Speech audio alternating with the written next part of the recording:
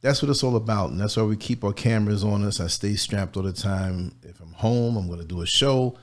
BL, we had wonderful conversations and so much insight was shared, and I'm so stimulated. And I have to say that the best is yet to come, because we're going to put the work in.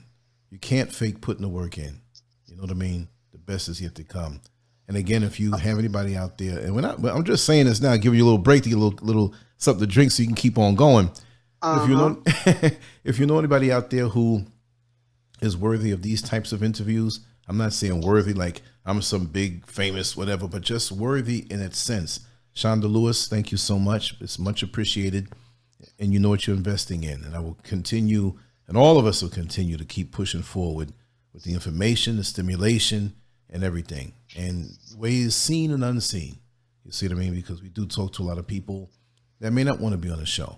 So it's a mission for our people, and it helps. Like I said, if you know anybody who you say, man, I would love to, whether they're known or unknown, you know, the number's on the bottom, 407-590-0755. The email, scurvmedia@gmail.com. And again, everybody, please subscribe to Sister B.L. Carter's channel, Sister B.L. Carter. B.L. Carter. Doesn't hurt to go over there and search it, open up another tab, you know, and just hit that subscribe button and get the notifications. They're really coming down on her. Look, they don't want this kind of sense getting out there. They don't want this kind of wisdom getting out there. They want our children to be running amok. They want them to be rebellious so they can be rebellious right on into the jailhouse. They want them to be rebellious so they can be rebellious, so they can do all kind of things and claim that they're this and claim that they're that, and this is the real me, and walk around confused. They don't want strong upbringing, undergirding, support. They don't want that. They don't want black families, melanated families. They don't want that. Strong. Yes, we've always had challenges. Who wouldn't in this country and under this system all over the world? But we had each other. Now we're losing each other. The Sister BLs of the world are not appreciated enough. Those are the ones who keep things straight. And she's always on it. I have to say, after spending time face to face for those several days, I was quite impressed. And it wasn't that she was trying to impress me. The way she carried herself, the way she showed respect, the way she showed love, it's just an absolute pleasure, because it's like a throwback to me from what I know growing up. And that's the thread that holds the garment of the black melanated community together. Remove that thread and we fall apart. You know, you're a spring chicken compared to me. And now we ain't too far late. You just had a birthday last week, so I'm catching up on you. No, well, give me a little time. I'm gonna move on up. But I'm just saying that, you know, as well as you keep yourself with all the physical challenges you have, you know, you're gonna be a heck of an old lady. I'm just gonna say it. Let's just be real. You're gonna be that one. My Spitfire years. You know, when you that old and you can say what you want to say and can't nobody say nothing back to you. I can't wait. I'm moving into that right now. You know what I mean? Sometimes I just don't care. But you're already there as far as the spirit is concerned. But look, when you speak, the world listens, and I have to say I appreciate that. It helps to keep me aligned, because you know, those of us in our age group and our similar upbringings, we don't fall off, but sometimes we don't hear it enough. You know, and it is what it is, but you're not appreciated enough, you know. Well, thank you. But I wanted to hype on just looking at the chat, a couple comments, and there seems to be some comments about, you know, when you're interfering with other people's kids and how they respond to you. Yeah, that's always a chance. But I'll be honest with you. I would rather get cussed out by a mother that does not want my help than for that child to be sitting there in their eyes screaming for help, and that child goes home and doesn't wake up tomorrow. So true. Okay? Or for that child to, you know, wind up in a situation where she's molested or whatever. We can't see all the predators. These motherfuckers are good.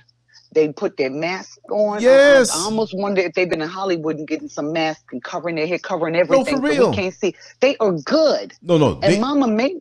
They're very convincing. I have to just interject this. You know, working in a jail and a prison, and especially in the jail, where I can say that I worked.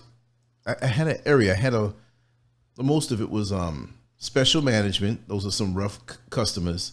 A general population area, and what was that unit called? But it was like a I forgot what they didn't call it, the pedophile unit, but protective custody. PC. Mm-hmm. Yeah, protective custody, because across the land, in any prison or any jail, they find out what your crime is, they're gonna get you. And you would have COs that despise them so much that they would kind of reveal what the charges were to other people if they weren't in protective custody. And that's the end of that. But in dealing with them for a very long time, like I said, and like you just said, they're good as far as that deceptive mask that they will wear. I mean, when I started working in that area, they didn't tell me, well, the majority of pedophiles. I mean, you had police officers from different counties that were there, and because they were police officers and were locked up, they couldn't be in general population because people would do things to them. COs or people who had, like, you can request that also. If you had like maybe a thriving business and they knew that you were the owner, because they'll do things to you in there too, or want to do something to your family while you're locked up, and they make their calls, and people outside know where you live, and if you don't give me this money or put money in my commissary or have my family paid or my homeboy paid, we're breaking your neck. You know what I mean? So protective custody was a strange creature, but I would say where I worked, it was like maybe 85% pedophiles in there. And when they would come to the glass, it wasn't bars, it was fiberglass. You have the units that they're in, the little cells, maybe 2 to a cell, or maybe 4 to a cell, maybe in that area, like maybe 20 cells. And they had an open day room, thick fiberglass. So they would come and knock on the fiberglass, and we could roll the doors and talk to them. And they might need a particular form or make a request or, whatever it is. So they were so polite. The majority of them, 85% of them in that unit were pedophiles, and 95% of them looked like such nice men, nice and mannerable, so polite. Now we watch our backs, but if you picked any stranger out there and put it next to one of these pedophiles, and I say, which one would you trust to come inside your house right now, without you looking over them? You pick the pedophile, because that's their strength. That's their game to win you over.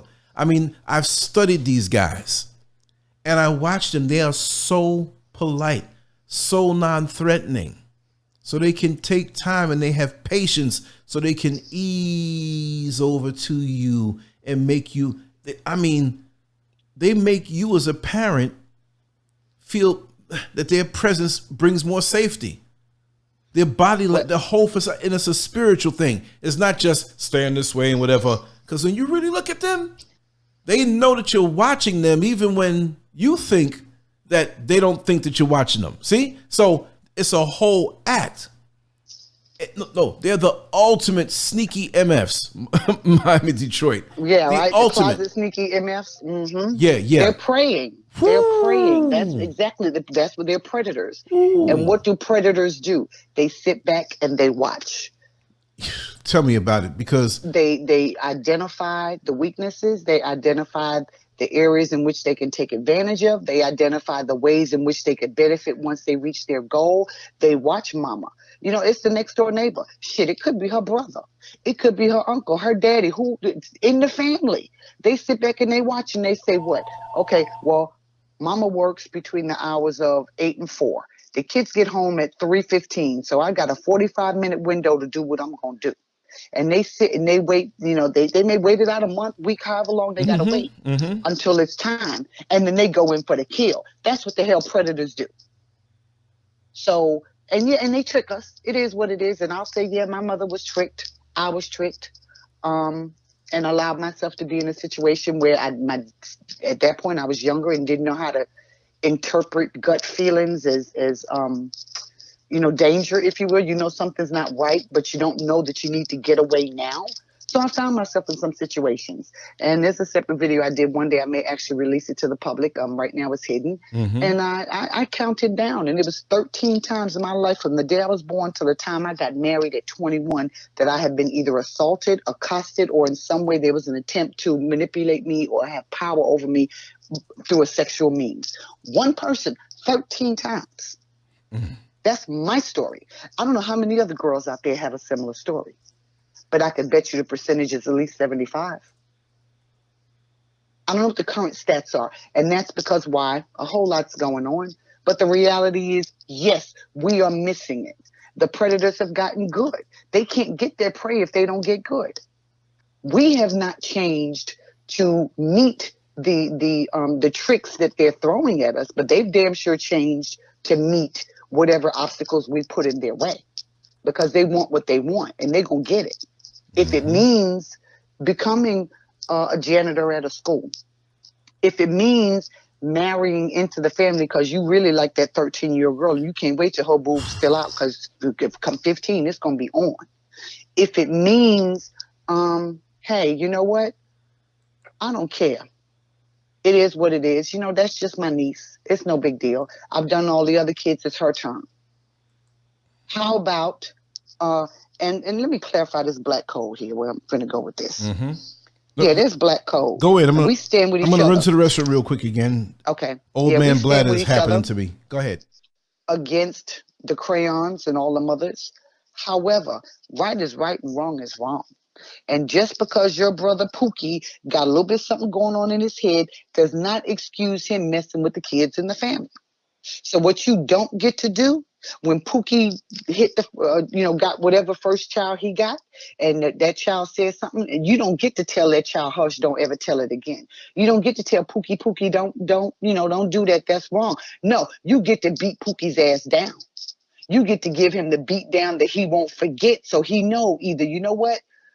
I may not live next time, but I need to get my act together because this won't be tolerated here. And if Pookie still want to mess with kids, let him be stupid enough to go to somebody else's house and do it. But you don't allow that child to be in your presence and in Pookie's presence, knowing Pookie can't control himself.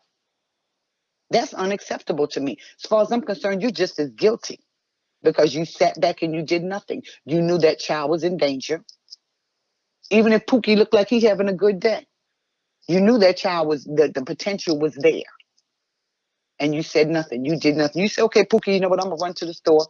You figure, 10 minutes, I'll be right back. Pookie, he ain't going to do nothing shit. You come back and that child damaged for life. You can't take that back. No bell you can unring. Once the bell is rung, you cannot unring it. And what they said, old folks used to tell us, an ounce of prevention is worth a pound of cure. Prevent.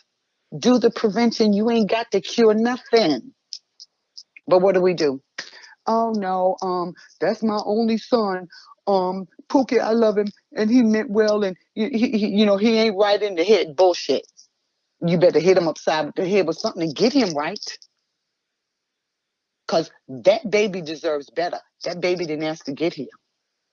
That baby did not ask to get here. Mom and daddy brought that baby here. And if it's mama, if it's daddy, if it's auntie, if it's grandmama, whoever it is sitting back watching Pookie, knowing better. Somebody may have to get on y'all too. Now, if you're an old person, yeah, you may not want to beat them up because you get in trouble for messing with your elders. But maybe you just don't need to visit as much. It's okay to cut your family off if they are toxic. Hear me when I say it. It is okay to cut your family off if they are toxic. And that includes the woman that birthed you and the man that shot the sperm in to get you. And everybody else along the way. If they are toxic to you, your life, your well-being, your safety, your sanity, cut them off. And then you may, call them a year or so down the road once you've dealt with your issues. And if it's possible that they've come to some kind of awakening about their behavior. But you know what? Maybe you got 2 or 3 states between you. At least you got a telephone between you. And you can discern a little bit better, hopefully, if, they've kind of come to terms with some of the stuff that they've done. But if they ain't, stay the hell away. And don't let no preacher, and this was my mistake, don't let no preacher and nobody's Bible tell you that you need to honor thy mother and thy father so that your days may be long. If your mother and your father either abusing you or allowing you to be abused, you ain't got to honor shit. That don't mean you have to run around cussing them out and all that other stuff, but you cut them off. I don't believe the Most High, Yahweh, Yahshua, whatever names y'all want to call, whether it's a real God or a fake God or whatever, I don't believe none of them expected babies to come here and allow themselves to be mistreated, sexually abused, beat up on, and every daggone thing else, period. And how Mr. T used to say, I pity the fool that sit back and allow it to happen.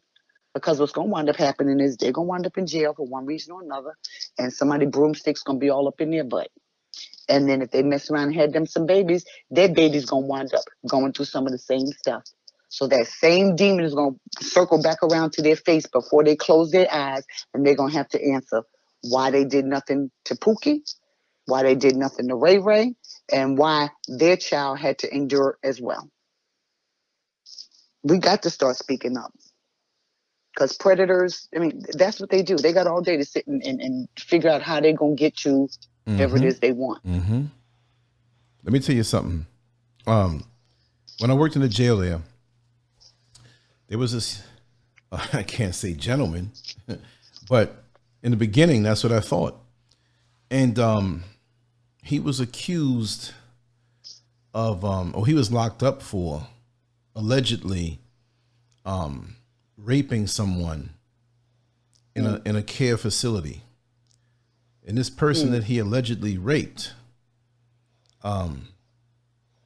was at a 5-year-old level mentally.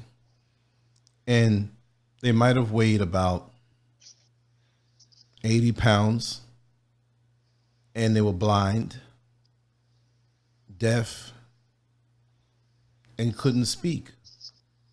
And they were curled over in a wheelchair. So there's nothing. I mean, but you're supposed to rape this person. And you're not hanging out with these guys and fraternizing, but you're working there. And one of my philosophies was, as opposed to many who would stay on the other side of the glass, I'd go in there with them. It was like verbal sparring. We're talking all day about different things. Me and a bunch of guys, 20, 30, 40 of them, sitting around and we're just talking. Blah, blah, blah, blah, blah.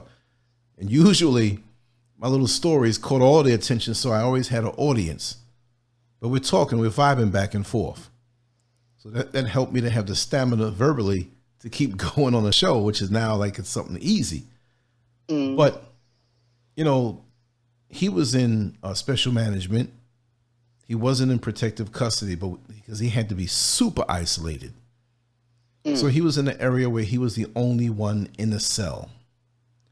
And he was no risk as far as anything physical or any attack. He had nothing like that on his record the time that he was there. Although you always watch out because you can be the first one. He didn't want to go there with me like that. So when these guys would come out one at a time, I would go in there and talk with them. Unless it was like one or two who were like hell bent on breaking a CO's neck. So over time, he told me how, you know, these charges are false, and he's not. And a lot of guys tell you that, but this guy was so convincing. I never dropped my guard to make it, you know, to get into that where, oh, I believe in you, and no, you're just telling me this stuff, right? And I'm letting it roll off. But deep down inside, I'm like, man, this guy, he's got to be innocent, you know, even though I never it was not our conversation. You know, we would talk about other things and he dropped that in there. But deep down, I was convinced, but I could not be because of the nature of the job. And that's not my place anyway. You feed them, you bring them to the nurses' appointments or the, you know, doctor appointments, so they come, legal stuff, the lawyer, you get them out in the morning, whatever, the routine stuff. So came to find out that not only was he guilty, because I don't know where they took him to another area or whatever, I didn't see him anymore, but it was on the news that he did rape her. And not only that, he was a caretaker in a care facility. He'd been doing this for the longest time. And most of the people who worked there were women. And he knew their schedules and their habits so much that when they would take their smoke breaks and because he wasn't supposed to be alone with her. He'd been doing this and got her pregnant. So not only was it the DNA they found, but the DNA he put in that stuck. And this guy, I mean, but also too, the guy was no homo, but men can compliment him. He was a very handsome young man, very intelligent, very mannerable. I mean, very mannerable. And it's like, he's the kind of person you drop your guard to.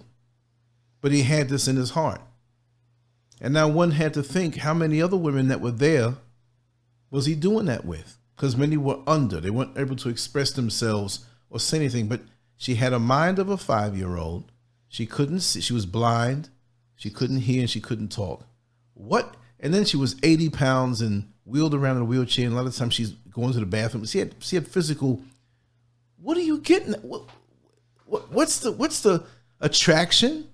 What's the turn on? What's the feeling? Like, oh, you're drooling at the mouth. I love it. You're so helpless. And this dude was steady doing this thing. And they said that he'd been doing this for a very long time. Probably years in there. So how many people who work in daycares, right? Daycare centers who took their time and got themselves a job there. How many people, just your next door neighbor or somebody down the block, won your trust over? And it doesn't take long, y'all. Mm-hmm. It doesn't take long to make that move and do what you do and be able to disengage just in case. And you hang out again like that little girl who's waiting her time to jump in on the double Dutch ropes. And when they get the right, boom, they jump right on in. And they could be waiting to jump right on in for years, like you said. And I know personally someone, no, we don't hang out, but I told this story before and I'll tell it real quick again. He married a woman who had a 2-year-old, 2 or 3 years old, right? 2-year-old, whatever it was, but they were young enough.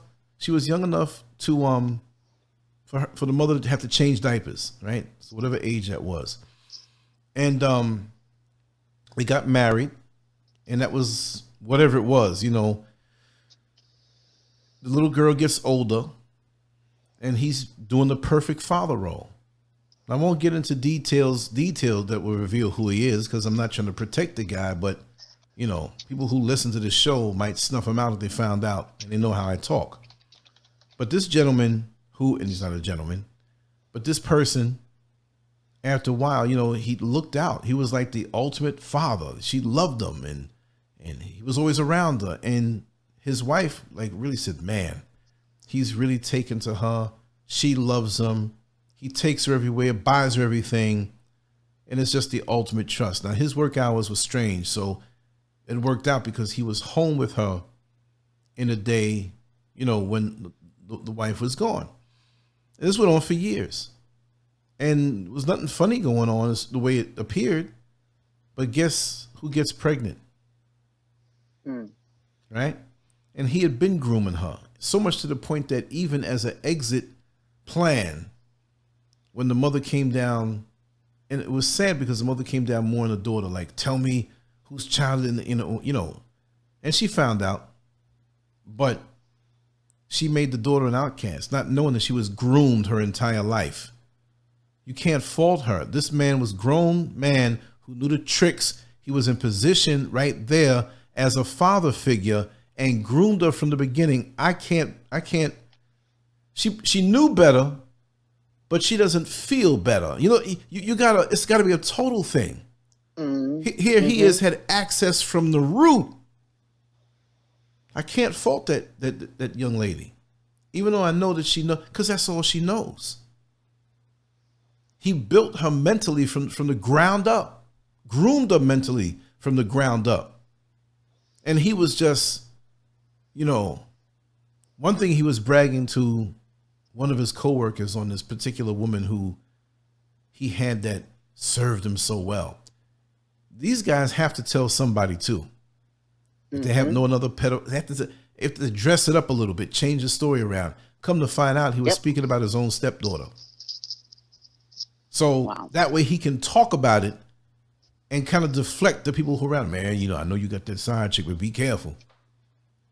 But in his mind, the side chick was a stepdaughter, you know. And yes, it is a power trip But this guy was a creep too. He was a creep. And yes, my proximity to him was more of a, I have to say it, like a coworker. That's all I'll say. And I've worked many jobs, so nobody will know, you know, who it is. There'll be people asking me, and I ain't gonna tell. I ain't trying to cause no more hell, because it's over with. You know, I mean, what could be done? He's older, she's older and gone, but he'll get his. You know, he'll definitely get his. But it was a fascination for him because he got really graphic. So when I found out, and I had a way of finding out because I wasn't close with him at all. It was through other, you know, channels. I was like, all that time, he was talking about the things he said too, the graphic, dirty talk that, you know, some men do, and they get into details. And how, I was like, man, how would he be? How did he feel when the wife came home? How did he feel? Dirty bastard. Right. What I'm saying, that's what he is. But he lived this. It wasn't. I'm not saying that. Oh, if it's one time, it's no. One time you should be one time killed. Is too many. Right. You should be killed if it's one time. What I'm saying is that how do you make a lifestyle of this? Years. I mean, was he looking at her when she was in diapers and got off on that? Like, one day I'm going to get you. Or was he with her thinking about when she was extra young? This man is a super pedophile. Woody Allen, right? Exactly. Right. But I mean, at what point did what's her name? The Asian, when he married, at what point did, because she was adopted, right? That doesn't make it any less, right? But here's a little girl that actually he changed her diapers. I mean, okay, as a man, not no pedophile, because I'm not that, but as a man, as I got older, not even this age, but like okay, say for example, you're 30 years old.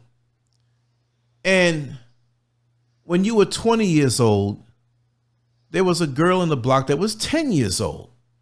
Right. A little girl. And you're 20, you having sex, you doing stuff, whatever, like grown folks. Now you're 30, now she's 20. I don't know if this is abnormal, but I can't look at her the way she is now to the world. Oh, look at that, she's fine, look at that. Because I knew her that, I will always see you that way. I see what you have physically. I know you're intelligent. I know you're grown more so than before. You may not be mature all the way, but I can't look at you that way. I can't. Exactly. Mm-hmm. Once I see you like this or that, it's like an illusion, the grown version of you. It's like, okay, I see you and everything, but, you know, boy, you grew, but I see you as that. And I know you're not. Some men don't have that.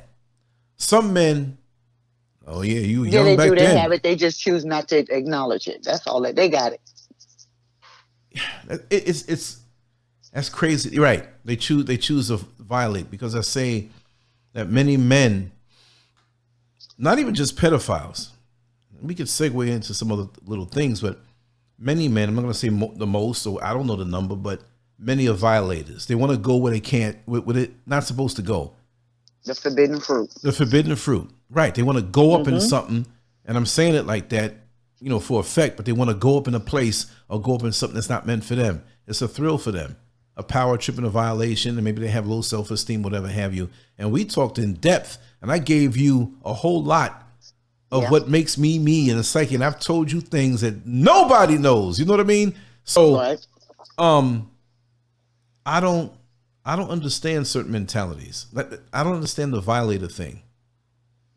I can't take, and I'm saying this in a general, you know, because I'm with Mr. Scurv now, right? But I'm just saying I can't take what a woman doesn't want to give. I can't take it.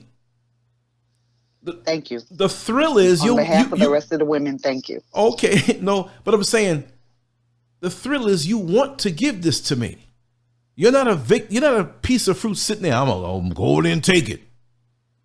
And in my life, if I've detected that there was something where you're not interested, I'm not. It can't be. Stop it, Lance. Stop. No, I don't want. No, no means no. You can be playing about no. No. You can be wagging your tail. No. Okay, you said no. That's what it means. Because the worst thing is to be accused of something that's not in your character. This is why when I worked in, you know, corrections, prison and jail, they were like, we got some overtime, Skirvin. Where is it? You know, this is the so-and-so area. Men, okay. But when they wanted me to work around with women, no way. Hey, Lance, man, you know, Skirv, they offered you, you know how much titties you gonna see that night? No, I know what titties look like. I don't need to see any more. All I need to do is look the wrong way as somebody who could be way over, and they can pull me in for no. And that's what they do too. That's what they do. That kind of startled me. But no, we're good. We're good. You know, I would never work. There was one time I was fooled into working the area. I was new, and it was like, oh, we need you over here. Okay, no problem.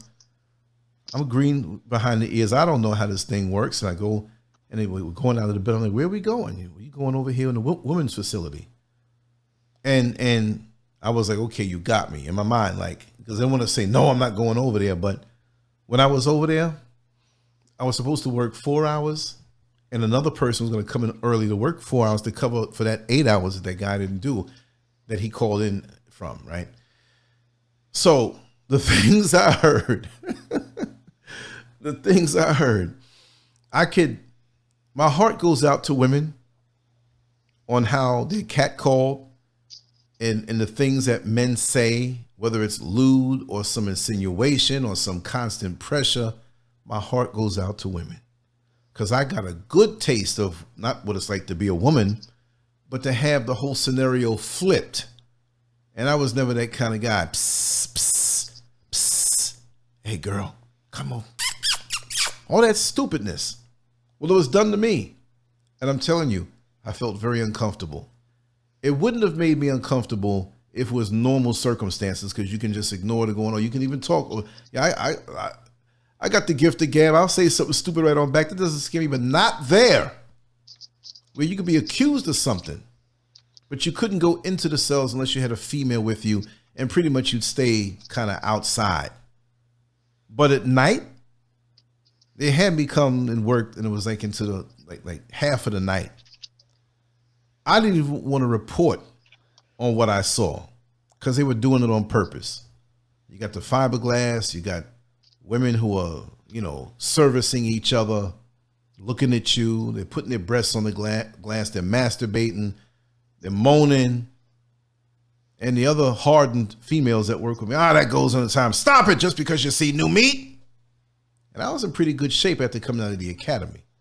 So that was part of it too. But they gave me one of the hats, and I just put it down on my face like this. And I just said, okay, Skirvin, you can just sit here by the desk if you don't want to be bothered. I said, no, I don't want to be bothered. I'll do my job. If something goes down, I'm going to come in there and save you, but I don't want to get around that. Mm-hmm. And I could see how some men who were in those positions go in there and, how long you got, girl? I got another 2 months on this sentence. Don't worry about it. I'm going to get you my number. We'll meet up out of here. That's how they do. Mm-hmm. Yeah, there was a guy, and I'll tell this one real quick. There was a guy there who, and I said it the other day, he was there like 25 years he was going to retire. He was there like 24 years, and it was like 11 months and a week or so. He had 3 weeks before he retired. 3 weeks! All the overtime he did, he was going to make good money. 3 weeks! But there was something that he was doing for years that he got away with. And what he did was, he worked in booking, where everybody comes in. I don't care who you are. You have to come through that part before they assign you an area to go to based on your physical, your mental, what the crime is, and they have to take all that stuff. So they had holding cells while the people were filtered through, male and female, and they were separated. You know, they were in the holding cell. So there was this one holding cell that was pretty big, and I think one of the lights never got fixed there, or whatever. But it didn't matter, you know. He put her in there, and she was on crack. This white girl on crack who was arrested with no shoes. And here in Orlando, I don't know what they call them anywhere else, but they call them dirty foots. Okay. White, dirty white women who look like the crypt keeper from the old show Tales from the Crypt. Remember that show? Dun, dun, dun, dun, dun, dun, dun, dun, dun, dun, dun, dun. Crackheads like that. And that's what turned him on. He was a man who he was married so many years, a long time, longer than the time he was on the job. Had 4 kids, all in college, about to leave college and just getting in. And he was about to retire. They just moved to a brand new home, so he had a mortgage to pay, but the retirement was going to take care of that. But now he bought a brand new truck, and you're in here now, going into the holding cell and getting raw blowjobs from dirty foot, nasty, slimy, stinky, I didn't wash in a week and a half, crackheads sweating in the Florida sun and sleeping out homeless and doing what you got to do. I mean, ugh, but that's what he liked. And this particular woman wanted something from him, like, you better give me some donuts over there or something. He got what he wanted. There was something he dealt with on a regular basis when the story came out. Well, there was a piece of plastic in her cell, or it blew into a cell somehow from the fan, a little piece of something, a little wrapping around from a donut or something. And she got a hold of it. She reached all through, and they had bars. He reached all through the bars and got the plastic while her mouth was still full. Not to be graphic, but she didn't swallow. She spit the stuff in the plastic and waited. Evidence. Yes, waited until either she requested to speak to like a higher up, not even a sergeant who might cover, but she was smart enough to know, like, I need a lieutenant in here now. I need a lieutenant. And she knew names because she was getting locked up for like the last 10, 15 years. So everybody knew who she was. So when they got to it, they got medical there and they took the sample, tested the sample, and found out that he was guilty. And he lost his retirement. I mean, he's not getting anything. 24 years, 11 months and a week, 3 weeks away from your retirement. And he was going to get a lot of money every month because earlier on he did a lot of overtime and he kept doing it too. It was easy in that area. Why? Why would you throw it all away? I believe his wife divorced him. He lost a brand new house because he couldn't pay for it. He was getting good money working. He couldn't pay for it. Had to go back to the hoopty because he couldn't keep it with the truck. The kids were, there was some still in college, but some left by that time and they didn't want to be bothered with him. He lost everything. I mean, he lost everything. I don't know what happened to him. I don't know what happened to him. But strange you bring that up. I've come to memory of an officer back in Atlanta, and we were actually good buddies. We did a lot of work together, and I can say it now because we passed the time, but he helped me with a lot of alleged subpoenas to get off work here and there when I needed it. But come to find out, it's power. And then once you get stuck in it, you're stuck in it. You can't stop it because it keeps going and they keep coming back. And it's almost like that's their, what's the word I want to say? Blackmail tool to you. To keep you coming, and at the same time, you feel like you've got this power. This particular officer, he's high ranking. I can't remember his rank off the top of my head, but you can just imagine a buddy of mine, and I never, ever would have thought that he did, because he never approached me in any inappropriate way. Maybe I come across like, I ain't the one, but he never did me. Talked with another officer friend of mine, and he was telling me what's been going on, and I Googled the name real quick, and I see mugshots. I'm talking rapes. I'm not talking, and there was some inappropriate activity that was consensual, but I'm talking forcible rapes, and wound up losing. And he was a year shy of his retirement.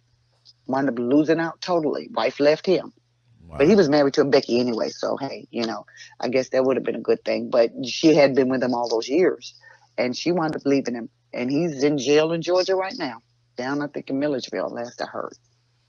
where they take officers who, prior peace officers who have transcended the law and need to be incarcerated. But yeah, it's part of it is it's just not being in control of yourself, learn to control your flesh. That's all of us. That's with anything. That's with sex. That's with your addictions. It's okay to drink, because we're all at some point in life gonna drink. You're gonna get it. If it's just one glass of champagne, if it's 5 beers, whatever it is, you're gonna drink at some point in life. But learn to be disciplined with it. Learn to maintain control over it so it doesn't control you. And that's not easy, especially when you got a shitload of baggage that's been dumped on you from molesters and abusers in life and whatever else the case may be. But if you can control your flesh, which a lot of it is in the head, what I always say, you control the head, the body will follow, then the body will follow. If you can tell your PP, no, now is not the time. I don't care how good she looks. Yes, I love that size triple E, whatever. They're just right there up there. But no, she's forbidden fruit. No. Tell your PP to sit down. Talk to him. Or tell ladies, tell the kitty cat, no, baby girl, you can't do this. It look good, but no, we can't do this, baby girl. And get control over yourself, because you're going to mess around and be in some bad situations because you can't control your flesh. How many people, crackheads or drug addicts, let's say, are where they are now, strung out because they couldn't control their flesh? They could not control that, and part of it is emotional as well. They could not control that part of them that wanted to be so much in the group that they said, okay, I'll take a hit. And then tomorrow, they wanting that hit again. So they coming back tomorrow for the hit. And before you know it, they strung out, they stealing everything out mama's house. Control your flesh. And there's where the spirituality comes in. Right. Because when we learn to connect, when we sit down, meditate, get rid of, my term is just to be. We get rid of all of the world, and wherever your space may be. In Christianity, they call it the closet. Some people go to the beach. Some go to the park or wherever it is, sit in grass. You sit in your backyard. If you sit on your bed, wherever it is your space is, you get there and you tune out everything else around you and you just be. And get into yourself. Strengthen yourself. You can get up and look at that crack pipe and say, no, not today, dude. Keep it moving. Yes. You can look at women. We can look at, what you call a hunk, a 10, and he's 12 on a scale of 1 to 10. We can look at him and we will be dripping, but we can say no. Guys, y'all can look at her. She's all of that. Not, you ain't getting me, because I'm controlling this. If I mess around and do what? Slip up one time, I'm coming back for more. Especially if you do, you know how to work with what you got, I'm coming back for more. Mm-hmm. I'm like, okay, well, I got away with it last time. Just one more time. Just one more time. But it's always just one more time. Exactly. And that's how it starts. So you keep control over that. Now, if it's okay with you, I wanted to talk about some of the comments in the chat. Yes. I know somebody mentioned WQ Sanko, I think, or something along those lines. And forgive me if WAQ Sano. Excuse me for getting your name incorrect. I know I believe he had mentioned about the so many of us today have mental health issues because we had to deal with abuse at varying levels and varying degrees, and we never got the closure. It was never discussed. It was never healed. And so we're walking around broken, damaged, all kinds of baggage with mental issues because we didn't deal with it. That's it's very real. How many of us grow up in an environment, what mama said, well, go on in our house, stay in our house. Mm-hmm. You can't even tell grandmama if she wasn't there, then you don't have the right to tell her. Right. So when mama's not home, big brother, and hey, who is it? The Duggar family, all them kids, 19 and counting, or whatever it is. Mom and daddy probably gone, running errands or doing what they got to do. And what happens? Big brother messing with the sisters. And y'all not telling it, you keeping it within, and you trying to deal with it within. But here we are years later, they got a TV show and the truth is coming out. And those girls are going through therapy now. Because what? That was swept under the rug. You went to church, you prayed, you said he's healed, and that's it. Didn't nobody deal with those girls and the issues that they had from it. And that's, they happen to be crayons, but it is what it is. I think this particular thing transcends whatever color you are, because the sexual violation is the violation. The hurt is just the same. The plunder of your innocence is just the same, no matter what color you are. And if it's not dealt with, you grow up with issues no matter what color you are. Mm-hmm. So it's very real. We got to stop that mess about keep sweeping it under the rug. Pull that damn rug back. Get the broom, get the vacuum, suck up all that shit that's under there. That's right. Because you probably got heaps and heaps and heaps underneath the rug that we've been sweeping up under for years. Own your stuff. Start owning it. I'll tell you, I think what probably makes the one to come to a level of maturity is when they can pick up the phone, and I'm giving you a direct example, experience in my life without giving the experience, if you will. So read between the lines. When they can pick up the phone and call you out of how many years and say, do you remember when so-and-so occurred way back when? You're leery and you say, yeah. And they say to you, I'm sorry. And you don't realize that you've still carried that baggage all those years. You thought you got through it because you continued on with life, but that was still a bag that was full that was not dealt with. Mm-hmm. And the level of healing that comes just with that, something that you never thought you'd hear, but out of the clear blue, they call and say, I'm sorry. And you say, yeah, okay, it is what it is. They said, no. Let's be very clear. I realize now the damage that it did. I realize now how many years you had to carry that damage, and I'm sorry. So everybody in the chat and whoever listens to this going forward, and I'm not trying to call anybody out on stuff that they did, because I'm pretty sure somebody in these chats done did some dirt along these lines. Own it. Own it. Call them and apologize. That's right. And say, you don't have to go into detail. You don't have to remember when we were in, now you ain't got to go into all the detail, just apologize, because they're going to know. If your spirit, your heart is in the right place, it's going to connect. And they're going to feel that's where you're going. Just apologize. Release them of that. You owe them that, if nothing else, because you took up resonance in their mind and in their hearts and their bodies and their energy fields for how many years. Give that back to them. That's the least you can do, because you can't take the memory, but you can let them heal from it. And that's male or female, whoever it is. Because we got women who done messed around with boys. We know that. Oh, yeah. And we got men who messed around with boys. It's sick.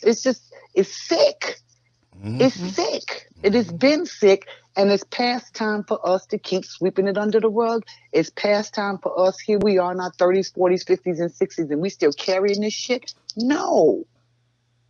Pick up the phone. Make the calls you need to make. Y'all hear me say it on my channel, those who listen. Make the calls you need to make. Say what you need to say. Own your shit so the other person can move on with that little piece of energy and put it somewhere else in their life. And I'd be willing to bet you that you would get some relief out of owning it also. You may sleep a little bit better, whether you realize it or not. And yeah, you screwed up in the head that you're still sleeping, because you shouldn't be sleeping at all. But the level of sleep you're getting, imagine how much better your sleep will get when you own your stuff. We got to get there, because we as a people ain't never going to get nowhere until we start owning all the shit we've done to each other. That's right. And how we've done it from when people were young. We started out with these babies young. We walked away. We abused them. We met a woman and got in there, and her baby was cute, and you were dad. And then as soon as she turned 13 and started developing, and this is what my stepdad did. When I turned 13 and started developing, I had to walk around with big shirts and hunched over and hide myself from him. He never touched me, but he spent all his damn time ogling me, to where I felt uncomfortable about my body. And I just knew at any moment he was going to try to make his move. Yeah, but that's a violation right there to make you feel that way. Yes, but you know how I handled that? I just stayed the hell away from home. Right.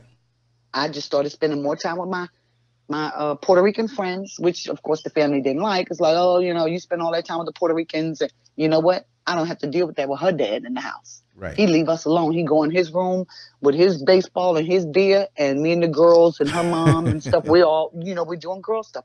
We didn't have to deal with all of us budding and starting our cycles and knobs and training bras, and this man sitting there ogling us every step of the way. But how many women bring these men into their lives? And I'm sure they want a dad for their kids. They don't want someone that's going to come in. I don't think any women will bring, I hope they're not bringing these men in with the intent to let their men, mess around their children. Right. But it happens. We just talked about the predators. They're good. They got masks better than Hollywood masks. They're good. And so she can't be around 24 hours a day. She's got to go to sleep. She's got to take a bath. She's got to go to grocery store. She got to cook. She got to go to work. Mm-hmm. Somebody gets home with the kids first. So suppose he's supposed to be at work and he decides to come home early and she don't even know it. So what happens? You have a situation. My recommendation, well, I won't recommend. I'll tell you what I did. Put it that way. Nobody came to my house when my kids were growing up. Until I met my husband and we, and I filtered him in and eventually, whoever I dated, I saw you in the street. And if it was time for you to meet my kids, we met at the restaurant. And we got back in our car and we went home our way, and you got in your car and you went your way. You didn't sleep over my house. That's right. If you got in the door, first of all, if you got the home phone number, you were doing good. If you got the address, you done made it to the next step. And if I actually let you in the door, not just come to the house and drop off something and out in the yard and then, no. If you actually made it across the threshold into the house, all the bedroom doors were closed. You had the living room, the kitchen, and the bathroom. Those are the only rooms you could access. And at a reasonable time, you took your ass home. That's right. I didn't allow that just because of my personal experiences. And I know what was allowed in our family. I know what I went through, and I know what some of my cousins and stuff went through. So I was prepared for that. That was something I was very vigorously fighting against every step of the way. But a lot of us don't. And so that means those of us who have, it becomes our responsibility. That's an area in which we can serve. You don't have to beat a woman down and say, don't let that man around your children, but you can share your story with her. And when you share your story, trust and believe she heard you when you said you were raped by Uncle so-and-so or mama's boyfriend, or you were ogled, or whatever the case is. She heard it. You ain't got to beat her down about it, but you put it out there. And chances are she has been in the same situation as well. So you give her an idea of, you know what, maybe meet your friend elsewhere. Mm-hmm. And until you've got enough men and sisters around to make sure they done vetted him fully, and he realizes that he got some hammers coming up against his head if he go the wrong way, don't let him in access to your kids. Because you can't unring the bell. And when it happens as a child, not only do they have that emotional baggage, as a child, what happens? They start getting off in school. So when they get off in school, they're just barely passing, but they're not getting all the information they need. They're at high school. It's time for them to graduate, maybe, or maybe they can't pass the exit exams to get out of high school. And you're trying to figure out, well, I don't know what's wrong. He's always been a smart boy. Mm-hmm. What's wrong is that he was molested at 10 years old by your husband, the stepdaddy, and it was never dealt with. He didn't know how to tell you. He was embarrassed, or your husband threatened who knows what. And that's been eating away at him all this time. So now all these years, he's been missing half of his education. It's time for him to graduate and do life. And he's not even prepared for life because he's still dealing with what happened when he was 10, 11 years old. Right. And then you looking at him, he's 18. Oh, you old enough, you need to go out and get a job. Really? That bring up another thing. And this is a little segue real quick. Just because your kids get 18 don't mean they need to get out and go to work and get their own damn place. Stop being, and this is my term, and I'm going to go ahead and say it, don't be stupid. That's society's rule telling you to kick your kids out just because they're 18. Bullshit. We know how rough the world is for us, and we're 40, 50 years old, right? The schools are not preparing these kids to do anything successful, really, most of them. So how can you expect the thing that you carried for 9 months, that you nursed and cared for all these years at 18, suddenly is going to be able to go out into that world and do a whole lot better for themselves by themselves just because the world said they're old enough to do it? Keep your babies at home. Because, 18, they still babies. You keep them at home and you keep seeding into them everything you got to seed into them until you know they're ready. Now, if they insist they got to go, let them go, and you be prepared to catch them when they fall, because this world is a terrible world. We all know that. But as long as they're going to stay home, you keep them home and you keep seeding into them and strengthening them and strengthening them. So when they go out there one time, they can stay out there and they can do it well. Otherwise, you're going to send them out at 18. You may be visiting them in the jailhouse. You may be visiting them at the cemetery, or they're going to come back and they're going to bring more with them.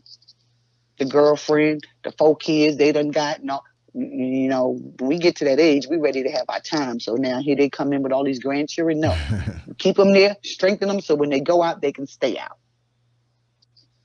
And I'm sorry, I got off on that 18-year-old thing because I hear that so much. So they're 18, they can get out. You're 18, go get a job and get out. Go get a job. How about, did you spend the time to give your kids some financial planning lessons? Or if you don't know, that's right, because most of us don't. Did you take them to the community center where they could get some information on it? We got internet all over the place. It takes nothing to invest a couple dollars. Did you even invest anything? Mm-hmm. Do they know how to balance a checkbook? Do they know how to read a stock market ticker? Do they know, how to calculate changing Bitcoins into US dollars? Do you know any of that stuff? And if they don't, your baby ain't ready to leave home. So y'all still got some work to do. Do they realize that going out and getting a job versus spending an extra year at home preparing themselves for some sort of entrepreneurship? Really? Have you given them those options? Right. Have you said to them, okay, well, you know what? I know you want to save up your first month deposit, your first month rent, and the month's deposit so you can get your own place. But baby, that $1,500 that $3,000 you're gonna give them for that. How about just wait and turn it into $7,000 and go and put you a down payment on a little condo? Right. Because guess what? Is there not? Well, I think they're trying to take it away now. I don't know if they were successful in doing it, but they at one point you were able to get the mortgage interest that you were paying back in your taxes. So he don't got to go get somebody's baby, borrow somebody's child come tax time, because he got a mortgage he paying to get his money back. How about that?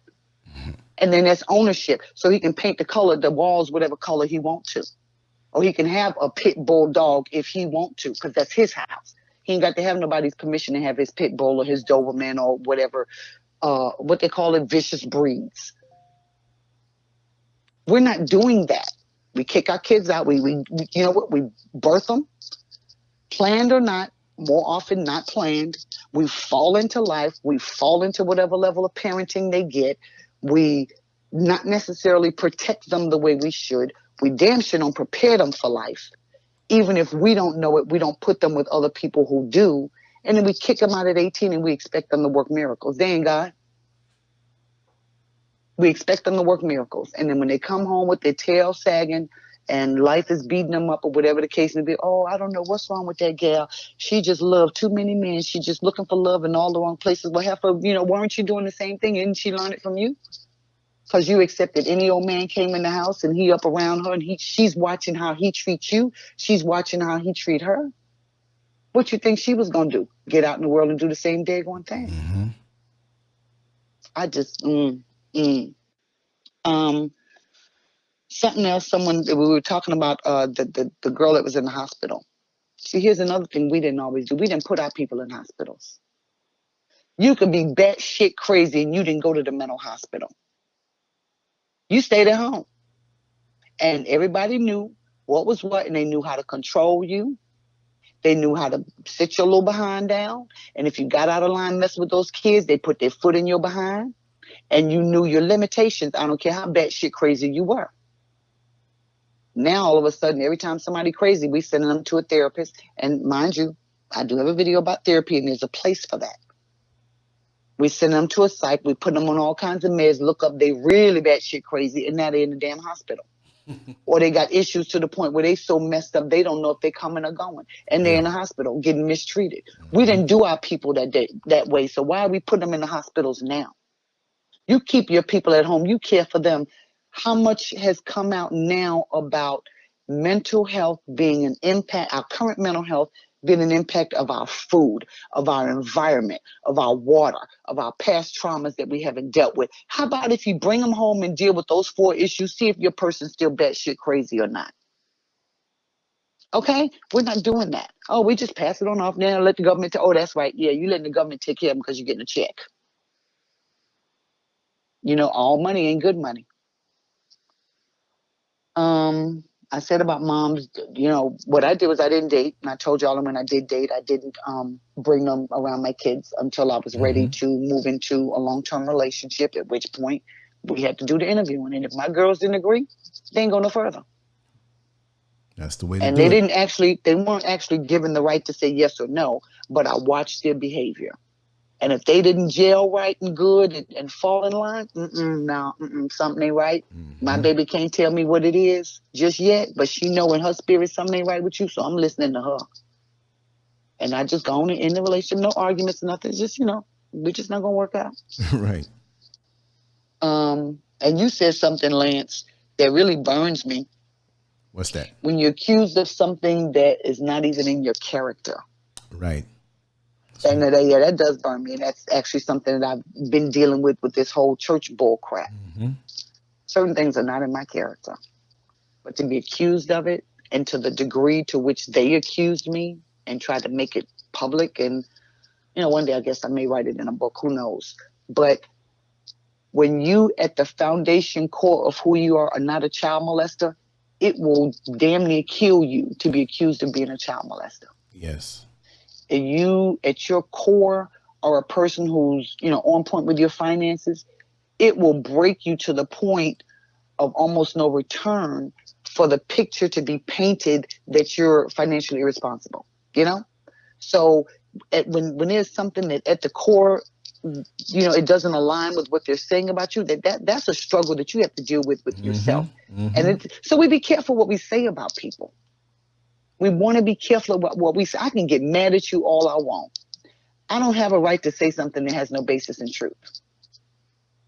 I can get mad at you, I can cuss you out. But I need to be truthful in my cussing you out. It's not right for me to call you, I'm mad at you. You done ticked me off. Oh, you're sorry, pedophile. And that man ain't nowhere near trying to touch nobody's child. But I'm mad, so I just want to hurt him. That's wrong. That's a whole level of wrong. Women, men, whoever y'all are, doesn't matter.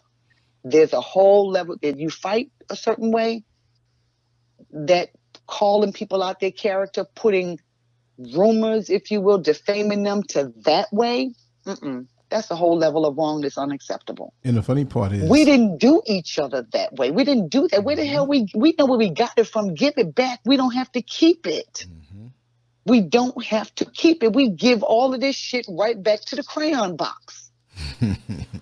Or for you church people, give it back to Satan or the devil or whatever. Give it back. You don't have to keep it. Right. You don't have to perpetuate it. You don't have to let it keep going next generation. Stop it. You can't stop it. All you have to do is don't do it. Don't do it. Govern yourself. Control your flesh. Control your mind. Control your whatever it is you got to control. You can stop it with you. Michael Jackson said, if you want to make a change, look in the mirror. You be the change. You start with yourself. And if everybody started with themselves, how much less of this would we have to deal with? If we all picked up the phone and called whomever it was that we did our dirt to and apologized for it. Sometimes it may be sexual. Sometimes it may be verbal. It may just be we stole some money, whatever it is. We call and we own our shit. We just made some progress there. We called our children. And I do this often, actually. I will apologize to my kids. I started apologizing to them, I think, in maybe middle school. I think it was elementary school a couple of times. Because as a parent, you make decisions. The decisions are not always correct. But at the time that you make them, more often than not, you thought it was the correct decision. And so it winds up not being right. And it winds up having some kind of negative impact. Apologize to your kids. Ain't nothing wrong with being an adult, a mom or dad, and sitting your kids down saying, look, mommy made a wrong decision. And because of my decision, you're having these consequences. Will you forgive me for this? Let me help you get that off of you. I don't want you to walk around with the anger that you got as a result of the experiences based on my decisions. Apologize to your kids, because trust and believe, they know if they've got hurt and it came from something that you did or said, they're going to carry that. They will be 45, 50 years old, and they're still going to come to Sunday dinner. They're still going to buy you Mother's Day presents or Father's Day presents, but it's still there. Own it. Get it out the way. Because the more stuff you get out the way, the more you can capture that energy in a positive way. Yes. And then we can start having some dialogue like, okay, how do we put our resources together and open a credit union? A family can open a credit union. A family. You take 10 people in your family, y'all all get together, put your resources together, open your credit union. So every time somebody need a car loan, you paying yourself. You know? Then we can put our resources together and say, okay, well, let's buy these 10 acres over here. And you know what? We need more housing in this city. So we're going to put up a couple, some duplexes or some, 3-level apartments or something. Do it. It's not enough to continue having conversation and to talk about where we are. Start taking the action, whatever action. Anything is better than standing still.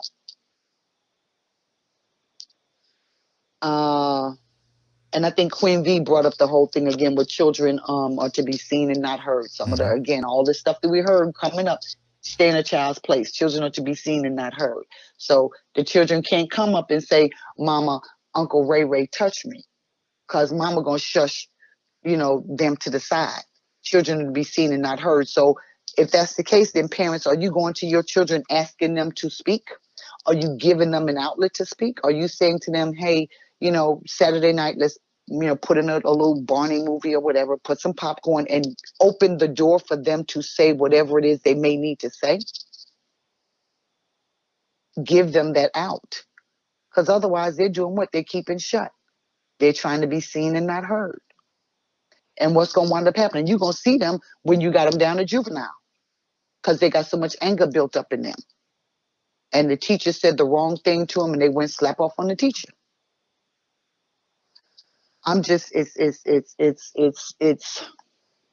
We have gotten so off track in our morals as a people, but we have gotten so off track with our babies, with our children, with the things, the people that we, every single one of us that's a parent, we laid up and got these kids. These kids didn't ask to get here. We did the do. We enjoyed getting them. We may have had some hell bringing them in the world, but we got them here. They didn't ask to be here. So now, do we stand up and give them everything they need to be successful? And yes, the rules of the game change every day. These crayon box people, every time we figure out a piece of their rule, they flip it on us. So what you teach your child? Didn't Muhammad Ali say you don't stand in one spot? He kept moving, didn't he? So you teach your child to keep moving. To always keep moving. Don't stand in one spot. Okay, well, you know what? If this is blocked down, if it's a punch coming this way, we'll go stand on this side and work your mojo from over here. And if it's a punch coming that way, you go to the other corner and you keep working and you keep working at it. Are we teaching our kids that? Or are we teaching them, oh, well, yeah, you went to school and, you know what, that teacher didn't like you, so I had to go tap her up a little bit and get her in her place. And you gone back to school and that's it. No. While we on that, you women, not so much dads, but more women. And that's not to people in the chat. That's to whomever it applies. When your kids at that school acting up, first of all, be careful about whooping them in school because, CPS is on the rampant and they just be snatching up babies left and right. So be careful with that. But discipline your child. As an educator, something I can't stand to see is a mama step up in that school to want to beat me for their child acting a damn fool. Unacceptable. Your kids come in there, they need to sit their little behind. If you sending them to the school, they need to be there sitting there behind down, getting whatever lesson it is I'm giving them. And if I call you and say your child acting up, your child say, Mama, no, she called me stupid. Don't come in there trying to beat me. Find out why I called you. If I did, and if I did, why I did, and then check me in private. Don't check me in front of the kids. But if your child the one acting up, check your child. But don't come up there acting a fool just because there's some confusion going on at the school and you ain't even bothered to get to the bottom of exactly what's what. I'm just, that whole school, I can't tell you how many mothers I done seen come to the school, want to cut up and act a fool about their children, and their children were damn monsters at the school all day. And make you wonder what kind of training they had at home. Well, they're not allowed to do this at home. They're allowed to do something. If they come into school doing it, they must be allowed to do it somewhere else. Because if you put enough, how my grandmother used to say, the fear of God, if you put enough fear in them, at home and they knew they couldn't do that, they wouldn't think about getting in the street doing that kind of mess. I wish one of mine would, but they tell you, their teachers, and they did have to switch from private school to public school, and their teachers certain teachers had permission to jack them up. And those were my words, jack them up. Don't call me with no bullshit. You the teacher in that room. These are my boundaries with my kids. This is what's expected of them. If they ain't doing it, you do what you got to do. Now don't go overboard because I'm gonna come and be on you. So as long as you in line and you've given them all appropriate measures to do and they still refuse to do, tear them up, call me and I got your back when they get home. Questions. I'm sorry. I'm kind of. You're answering the questions as they pop in our head. You just rattle them off. That's right. Okay. That's right. I don't know if we were calling, people wanted to call in or what. We could hook it up. Let's just get a show of hands in the chat room. Or anybody wants to call in? If anybody have any specific questions or want to call, yeah. Yeah, I'll connect it up right now. Give me 1 second. Let me just yes, mind over matter. They know their kids acting up, but they don't want to be accountable for their kids acting up because those kids are a reflection on them. And that was something I used to tell my kids. We shouldn't use the term kids. It's supposed to be babies, but yeah, I'll call them kids. I used to tell mine, when you get out there and you acting a fool, that's a reflection on me. And I'm not, no, I ain't raising y'all to do that. It ain't flowing that way. I remember one of mine stole something. And I think I said this on the video about that little girl over in there in Phoenix. She was, I don't know, first grade, second grade, whatever. She was elementary school. And we were in the auto parts store. And then, they had a little candy right there, that impulse buying. And she grabbed out, I think it was a Snicker bar, some kind of candy. She didn't tell me. She swiped it so damn fast. She was a thief in the making land.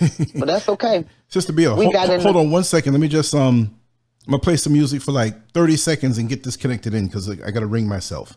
Hold on. Okay. Okay? Hold on.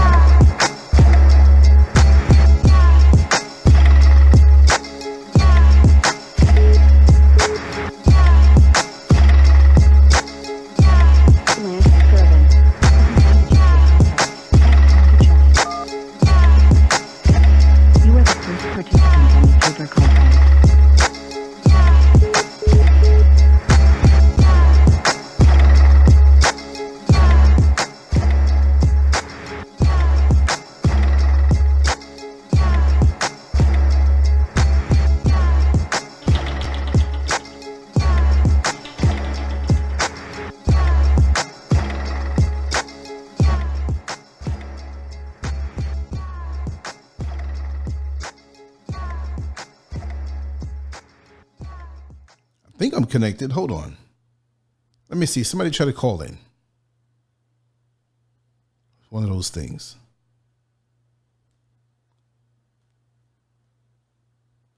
888-575-3769. It's right below the Lance Scurv Show. Words right there in yellow letters. Just call right on in. Seemed like it disconnected from the connection I have here, but let's see. Wait a second. Sister BL. I think I knocked her out too. She fell off. Let me go open this up again. I think that's what happened. Okay, yeah, okay. The call got dropped. Let me open it back up. For those who are in the conference line, hold tight. Let's do this again. Let's do this again.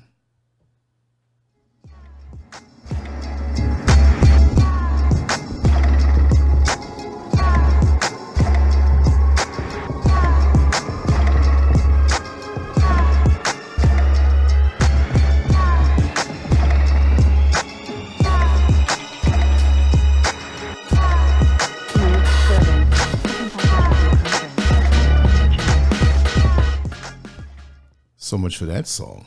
two playing at the same time. Not a good. Skirvin. Makes it seems like I'm crazy. Press 1 to join. Okay, let's see if we can join this up. Joining conference now. This conference is being recorded by the organizer. Okay, Sister BL. Okay, Sister BL, do me a favor and call me back. Yeah, call me back when you can. We have 3 people on the panel right now. We have some background noise. If you're not talking, please mute your phone. Somebody has background noise.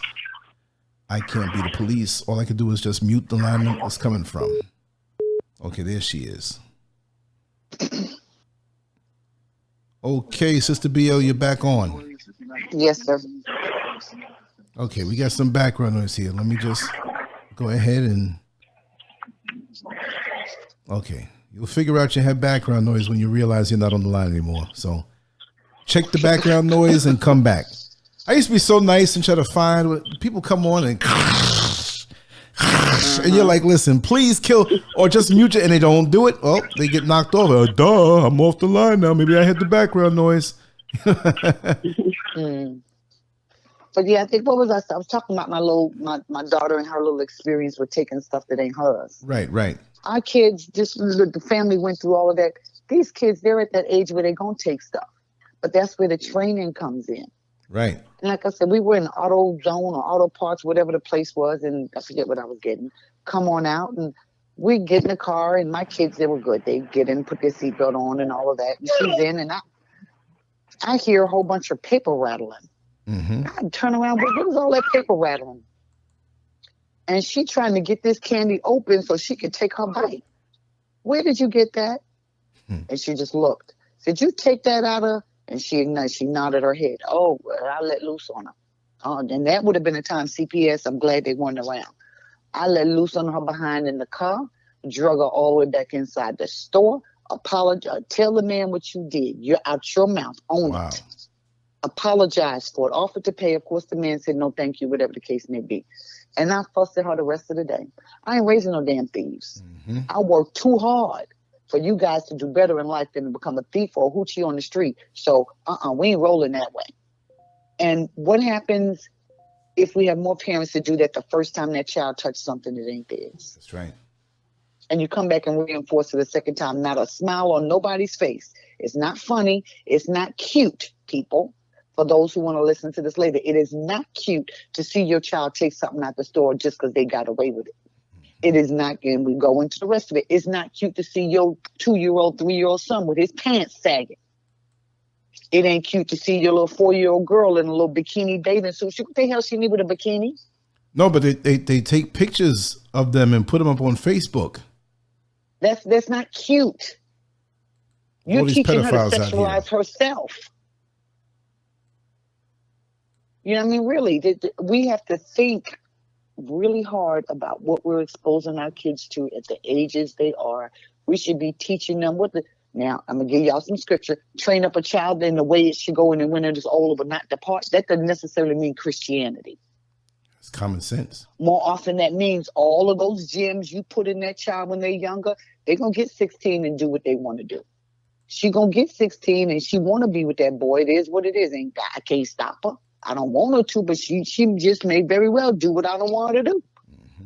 But when she get 18, she gonna remember what she shouldn't have done.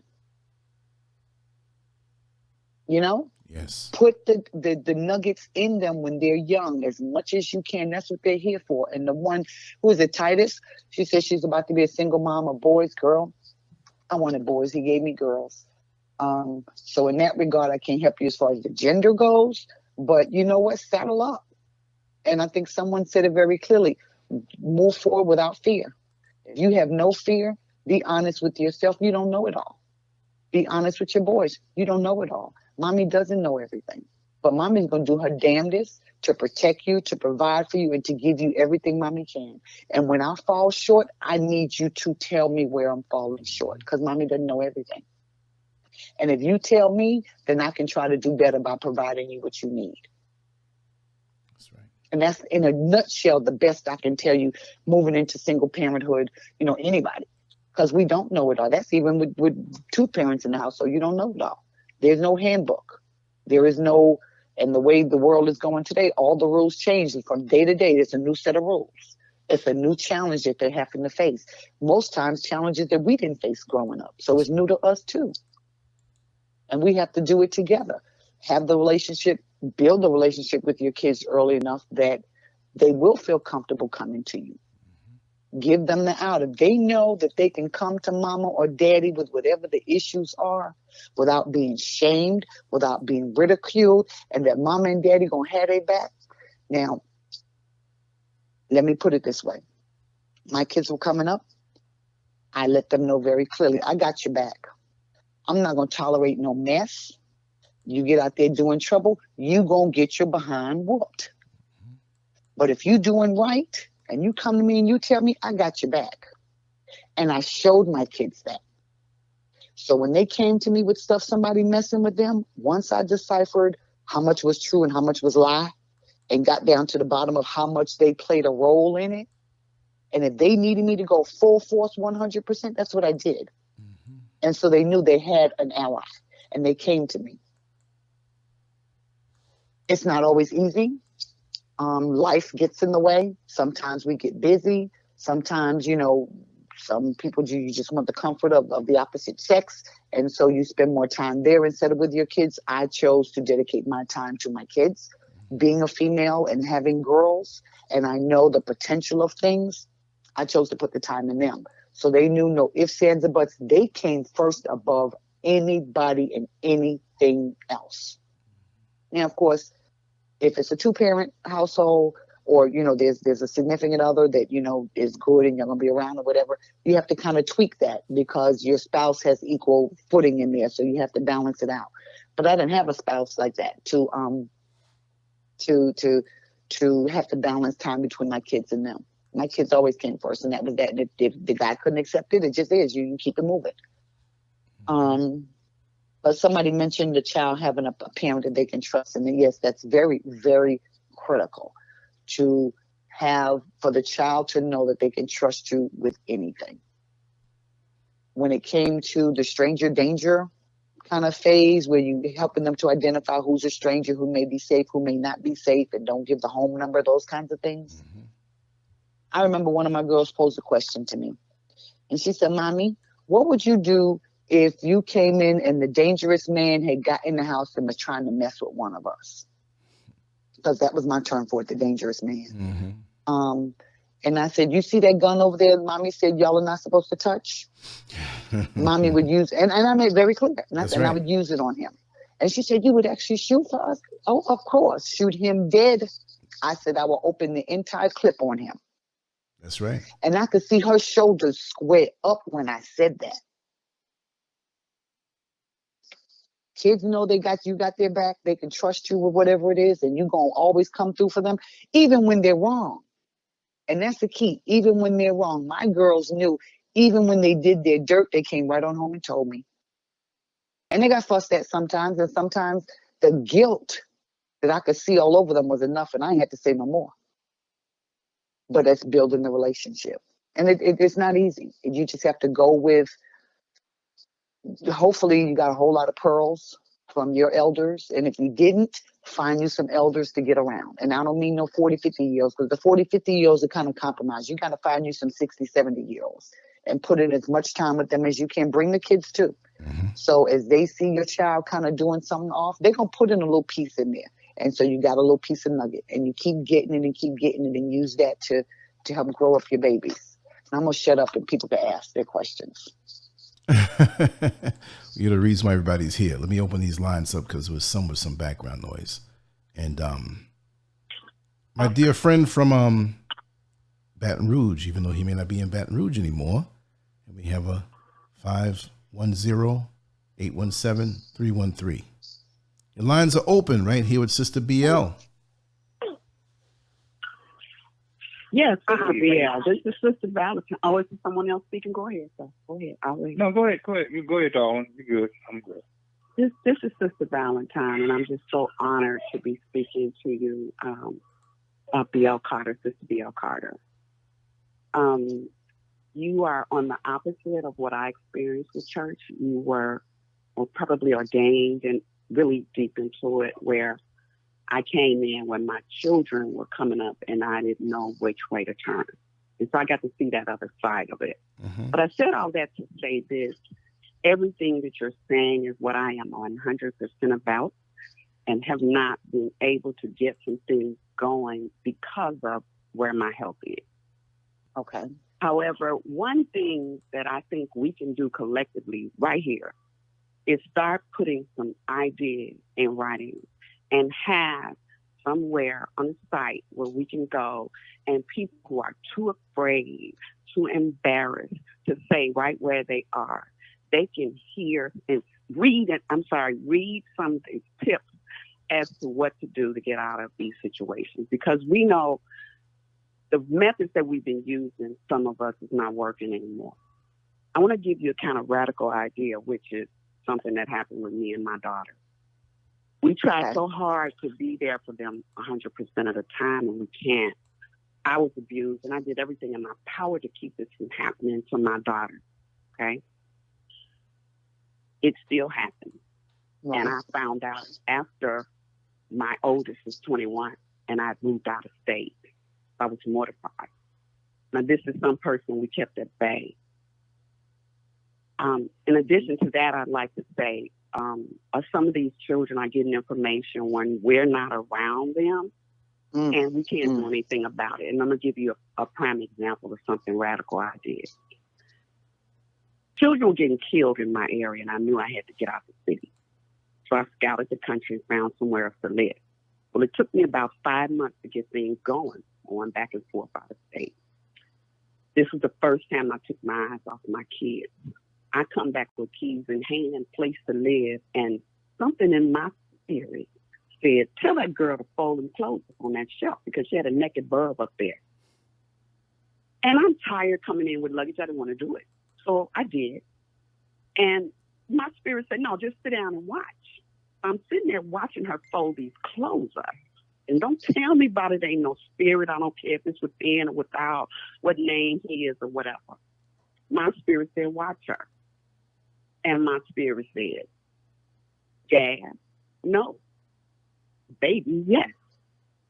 I never asked my daughter, was she pregnant? I said, how many months are you? It was too far for her to do anything about it. So I had to tell her, you weren't a whore when this happened to you. We're going to get through this.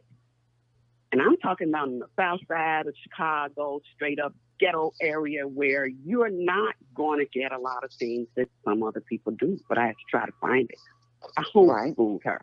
This was before Chicago knew anything about homeschool. My grandbaby, I think, was born in 92. Okay. Now, I have one that was maybe 9 or 10 when this happened. So now I got to figure out, okay, what am I going to do? I can't go out of town. I got a new place. I have to double rent in 2 places. Have somebody house sit my apartment in another state while I get her homeschooled so we can get through the school year. During that time, this was the radical thing. My baby girl, all she's seeing, baby, baby, baby. She wants a baby. She's 10 years old because she's seeing showers. She's seeing the pink and blue and yellow. And that's all she's seeing. So I said, oh, God, what am I going to do? My father told me, take her to the delivery room. Okay?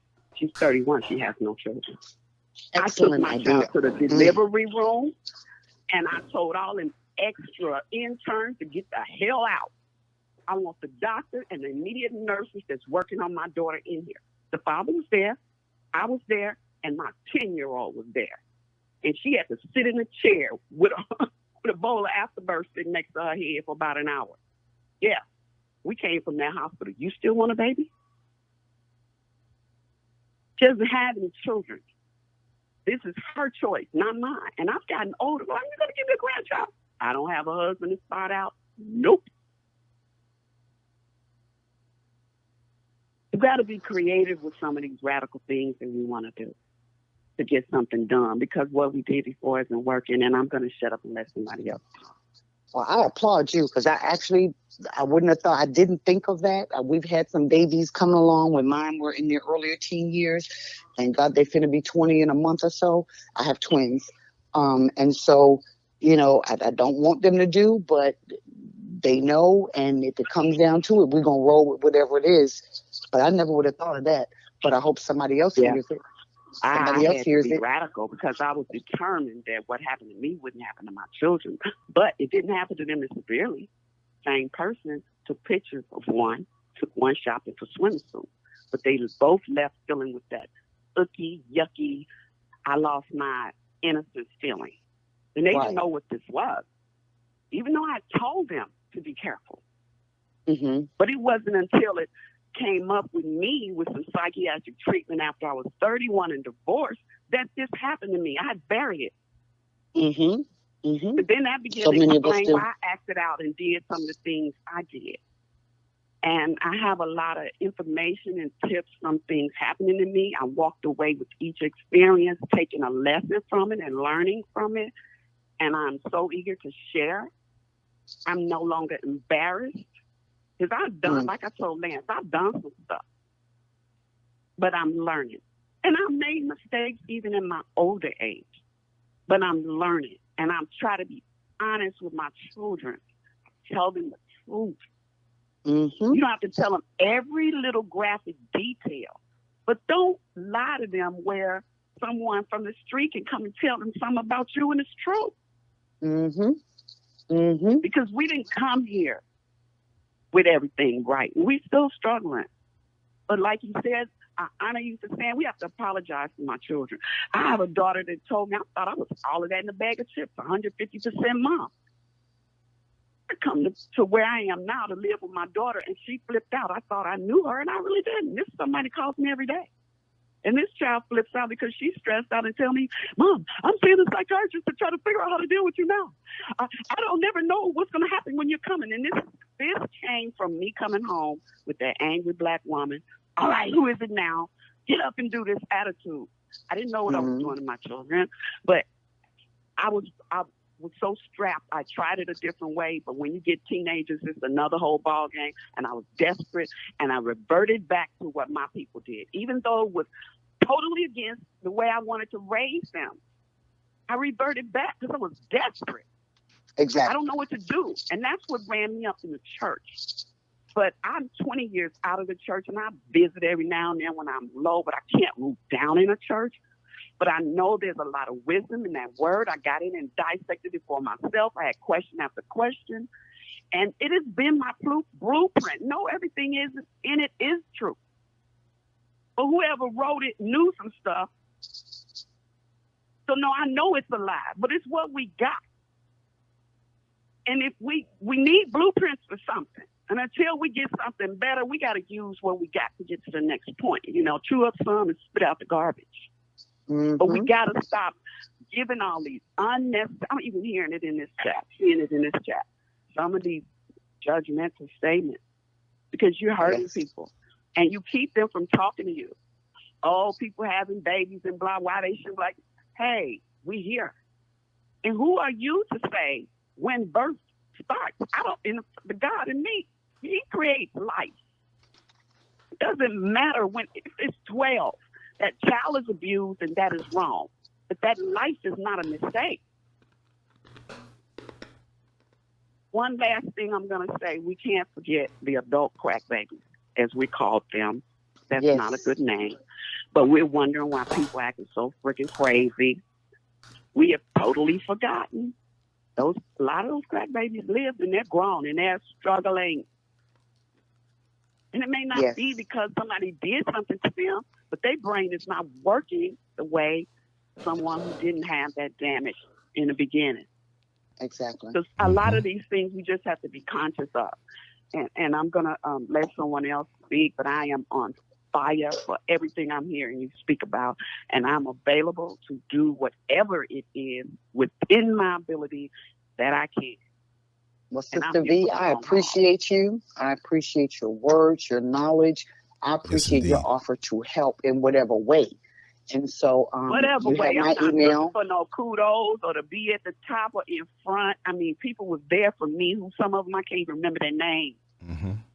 And a lot of people have very, very bad experiences in the church. The worst experience I had is that I didn't get attention when I specifically wanted it.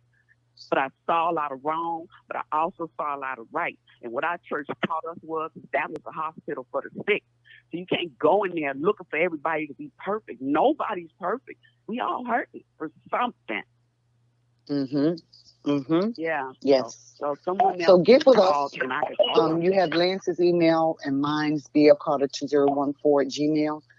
And let's get together offline, of course, and talk about how we can take some of this wealth of information we have and make it available to people who may be ashamed or uncomfortable to talk in such a public way. Yes, I'm gonna say one more thing, and I'm done. This is my time, because 10 to 15 years ago, I got kicked out of the church for giving a guy testimony tape, and I got the tape right now. He kept my tape, but when my husband died, he left me the master. I've been trying to get this tape ministry started, which that's outdated now, cassette tape.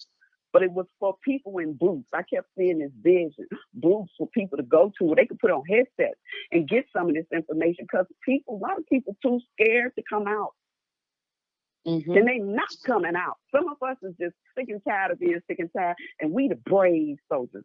We can't just dismiss some of the not so brave soldiers. That's why we here, to help them get through what we had strength to get through. With some of them dying because they don't have the strength. Exactly. Yeah. So I want to take your email down. It's blcarter 2014 at Gmail. Got it. All right. And email me, and then we can hook up and kind of put some ideas together and throw some stuff up here on Lance's channel, my channel, and Melanin Envy, and wherever else we have to put it to make the information available to people. We can just direct them to there to look, because like you said, a lot of times people don't necessarily want to open up in such a public way. And people are at different points in their healing, and they're even admitting that, they have some of these demons, if you will. And thus, it may be the possibility of someone reading something to encourage them to go the next step of the healing process. So I just appreciate you. I applaud you for being willing to, because a lot of people are not. Yes, well, I know Lance can tell you, I'm blowing his email up. Every time I have a I welcome it. I was like, okay, I'm not good enough to write it anymore since I had a brain injury, but my brain is killing me. How can I do this? And I Girl, you can talk. You can talk. I said, ooh, I can record 10-minute clips on my iPhone. So I've been sending him clips of. I got a lot to play with. Wake me up in the night. Thanks for feeding me. And I don't want no credit for it. I don't care who you. But once I start putting them out, I just had a really hectic weekend and a couple weeks leading up. I have a lot more time coming up. It's going to happen when it's supposed to. Oh, no, it is, but there's going to be a lot of content coming out. Trust me. Right. A lot of little things I'm working on as we speak. So understand that it's going to be a really good thing. And maybe tonight I give you a call with a little hour or something. But we're going to keep the content going, and we're going to keep the balance also without burning out. All right. And different areas and avenues and stuff like that. So we're good. We're good. So. Thank you. You're welcome. Yes. Okay, we have 5110. How you doing, Brother Lance? Yes, how are you? Hey, it's Brother Robert. Oh, I know. I got you logged in the conference line. Yeah, man. I just was intrigued by the title of the show about the hypocrisy in the Christian church. Man, my Katrina story. I came up to Northern Virginia and man, and I've always been to church. Refill propane? No. Okay, they got to go. Yeah, I've always go ahead. been in the church, and I came up to here, and I immediately, got back in the church and everything, and I come to realize, man, we pretty much is in a area that a lot of African Americans, we just pretty much go to church off of tradition, and I think that's where we get caught up in, and we've been doing it for so long to where we're not even looking for no results, And I Exactly. think that's our problem. You know, just like being in the Democratic Party, we just voting Democrat, but we still not seeing a result. And we trying to figure why people don't respect, you know, the minds of Black people. I think, you know, we really showing people that, you know, we don't think things through like we should. We don't do no critical thinking whenever we do when we move as a group. Right. You know, and it just amazed me that, you know, Black people have been doing this for all this time, and we've been being promised everything, but we won't realize it until we leave this physical plane, Right. without anybody giving us any evidence that is something real with what they're promising us on the other side. Mm-hmm. And like I said, I moved up Virginia, man, and believe it or not, I'm a deacon in the church. You know, I've just ascended to that and just been sitting there. But ever since I got into this position at my job, to where I have my time on my hands to really research stuff, to listen to different opinions and get different sides of each story of, you know, of the argument, I come to realize I have really been negating the big elephant in the room, is that, you know, I haven't seen anything out of my 56 years of living to let me, you know, like you said, I've never seen a ghost in my life. I've never seen a ghost.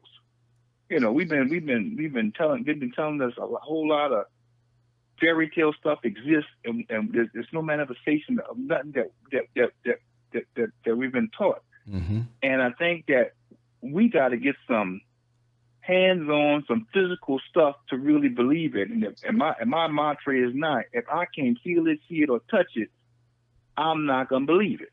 You know. Right. And I just start, you know, and I come up right now in my life, man. I believe most of the preachers and the pastors, they're warlocks, casting spells, and they got everybody sitting there giving them money. You know, and I really believe that, but a lot of people ain't looking at it from that angle. But if you sit up there and think about the whole setup, to where you sitting up there and somebody is constantly talking to you and getting inside your head, well, they got you under a spell. And just think, they're the only rich ones looking, and everybody like, well, we know about witches, but where have all the warlocks gone? In the pulpit. And I'm gonna leave it right there, Brother Lance. I'm still on the line. Right. Well, thank you, Brother Robert, for that. Okay, we only have Robert and our dear sister Queen V, who's on the line. I had to block any calls coming in. No other calls came in, but let me mute that line again. But we had some prank callers calling, so I called it just in time. But if you heard little screams and stuff like that, and somebody says there's no sound, let's get a sound check. Let's get a sound check in the chat room and see if anybody is affected by that. Because I've heard a few people complain about the sound, but for the most part, there's been sound here, and the majority of people. That's strange. That's strange. Let me turn this up for a second and see if I get any little echo. Okay. What I appreciate what the Brother Robert just said is something we don't necessarily think about, or we don't actually apply it to our religion, whatever organized religion we're in. We know the definition of insanity is what? Doing the same thing over and over again, expecting a different result. So that should apply to church as well.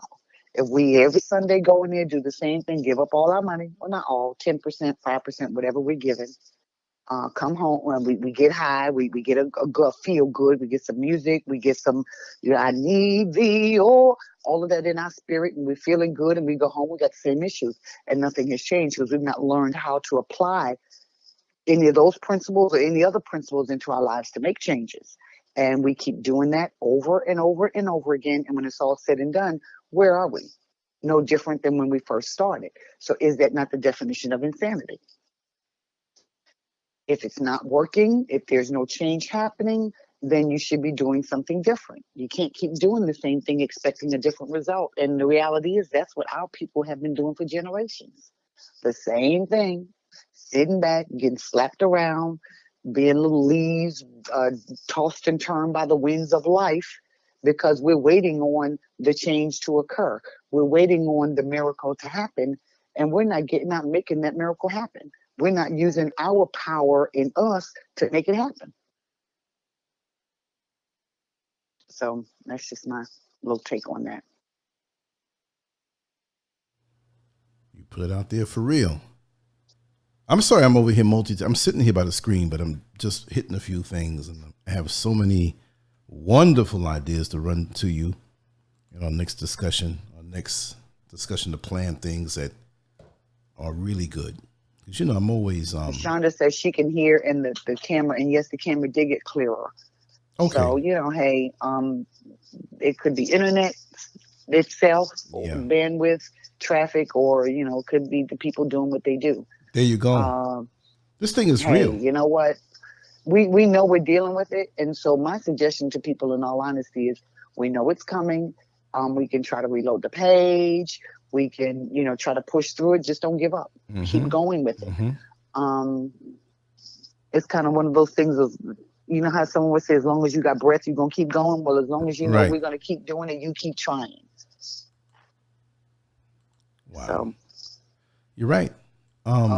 She just said everything's better. Okay, yeah, because you go through it online, I go through it online. So many people do, and it's a way of propaganda. I had somebody call me earlier today. You know, I take a lot of calls. The numbers out there like that, and they were saying how they know for a fact how YouTube is manipulating numbers and keeping numbers purposely down.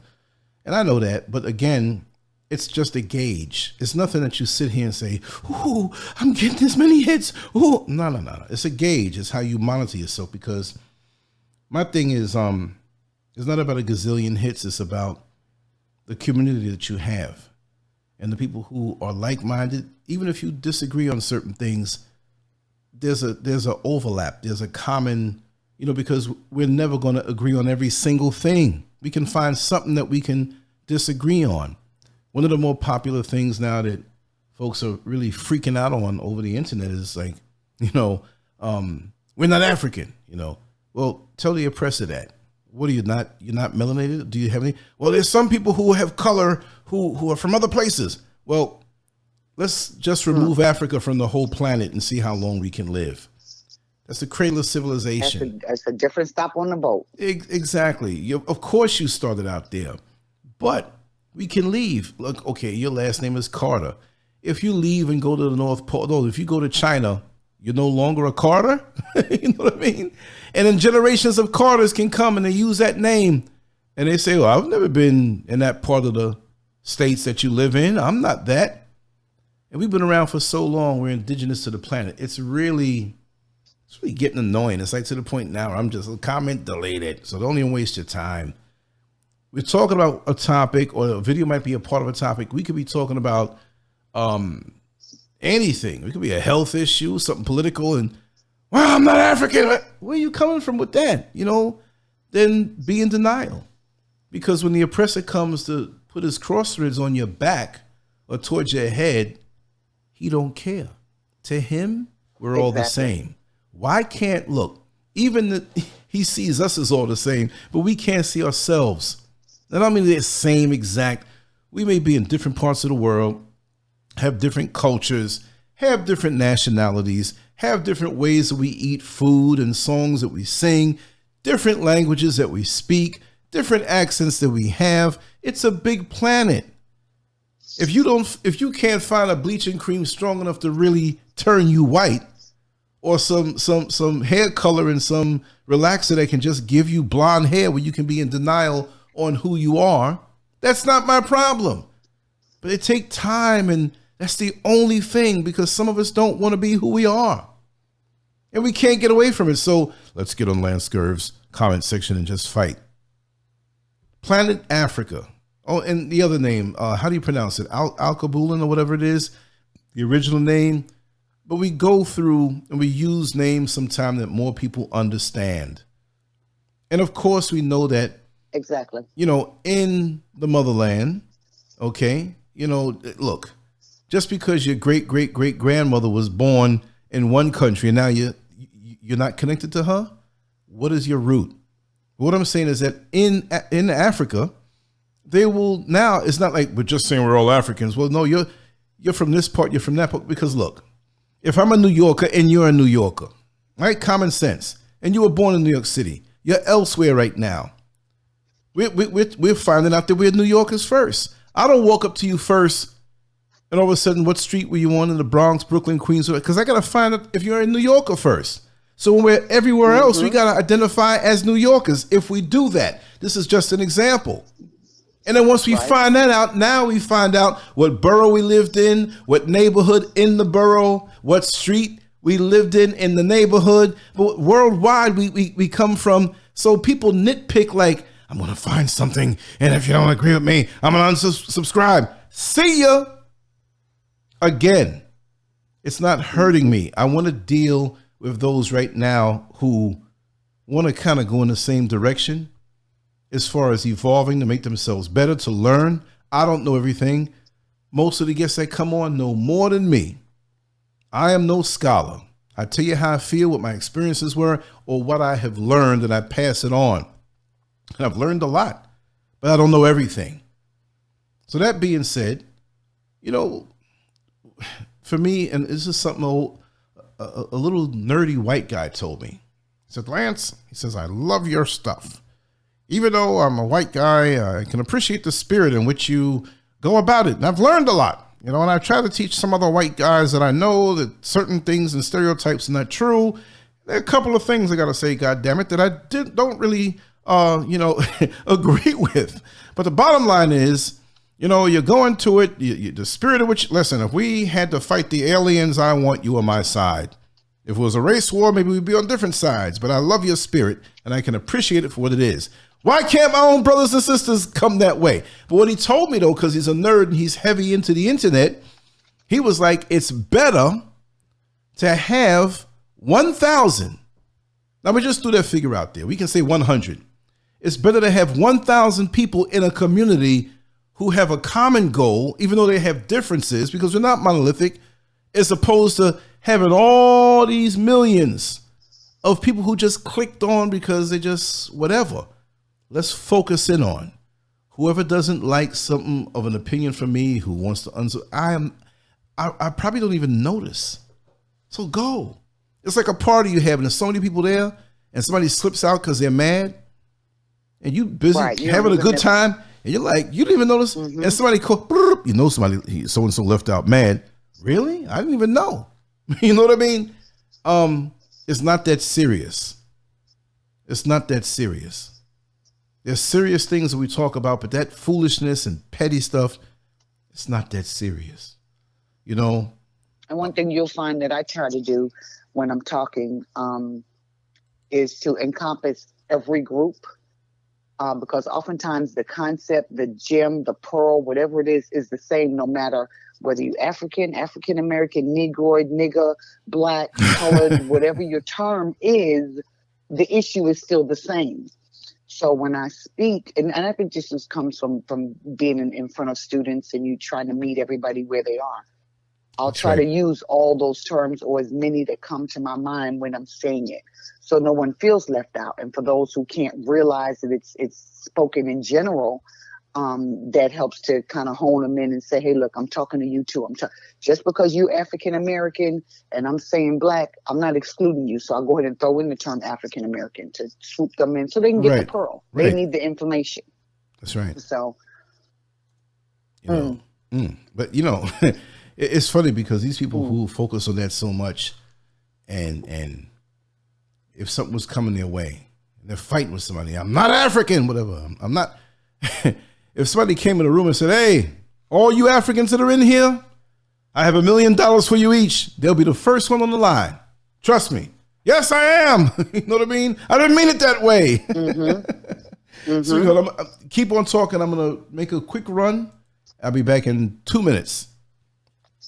Okay. I got to go to the front door. Something else that just popped in my head actually from early on, I mentioned about how there's code and how in this legal battle, I noticed the white attorneys maintain a certain code with how they would handle divorces and the families and dividing property and things like that.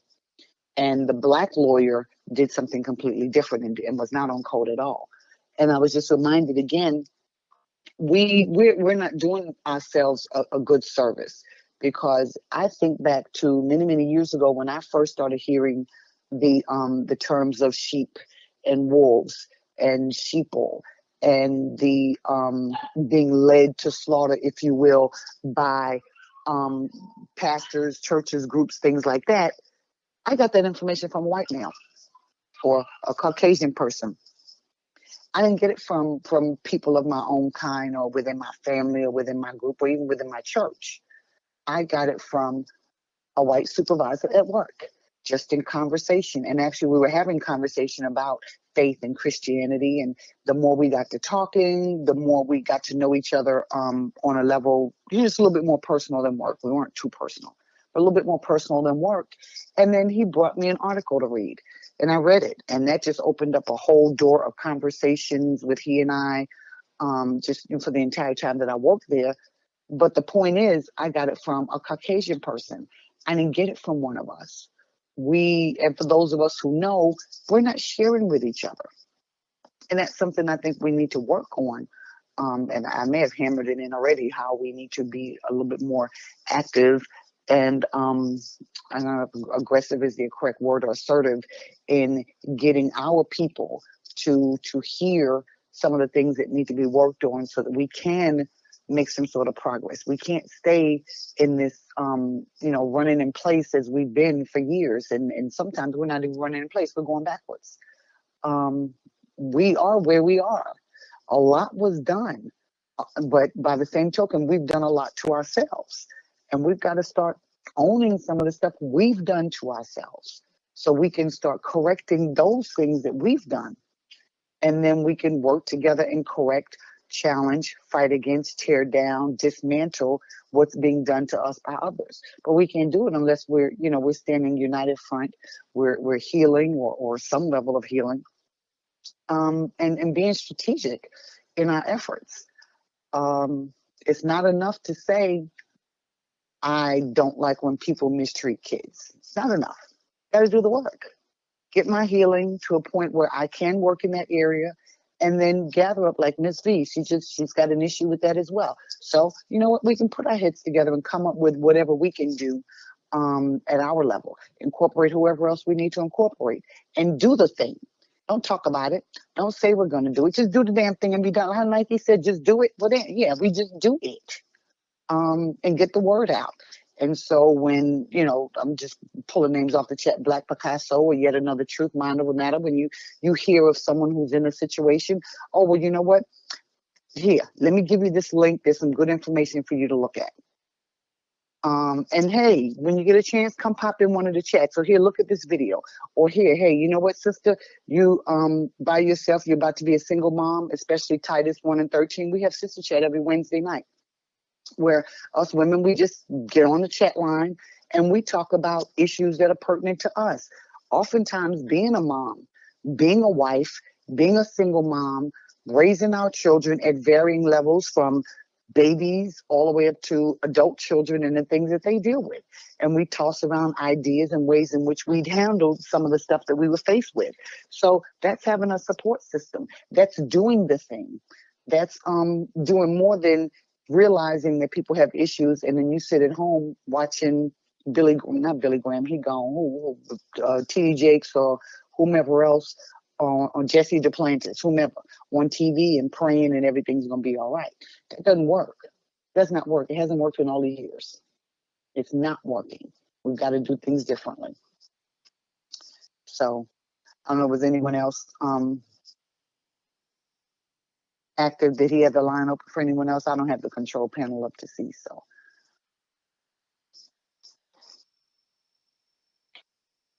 Okay, I'm trying to see, also looking here in some of the feedback in the chat. Gia says she's proud to be a child of Mama Africa. Okay, all right, see? And when you're proud of something, square your shoulders up and say it proudly.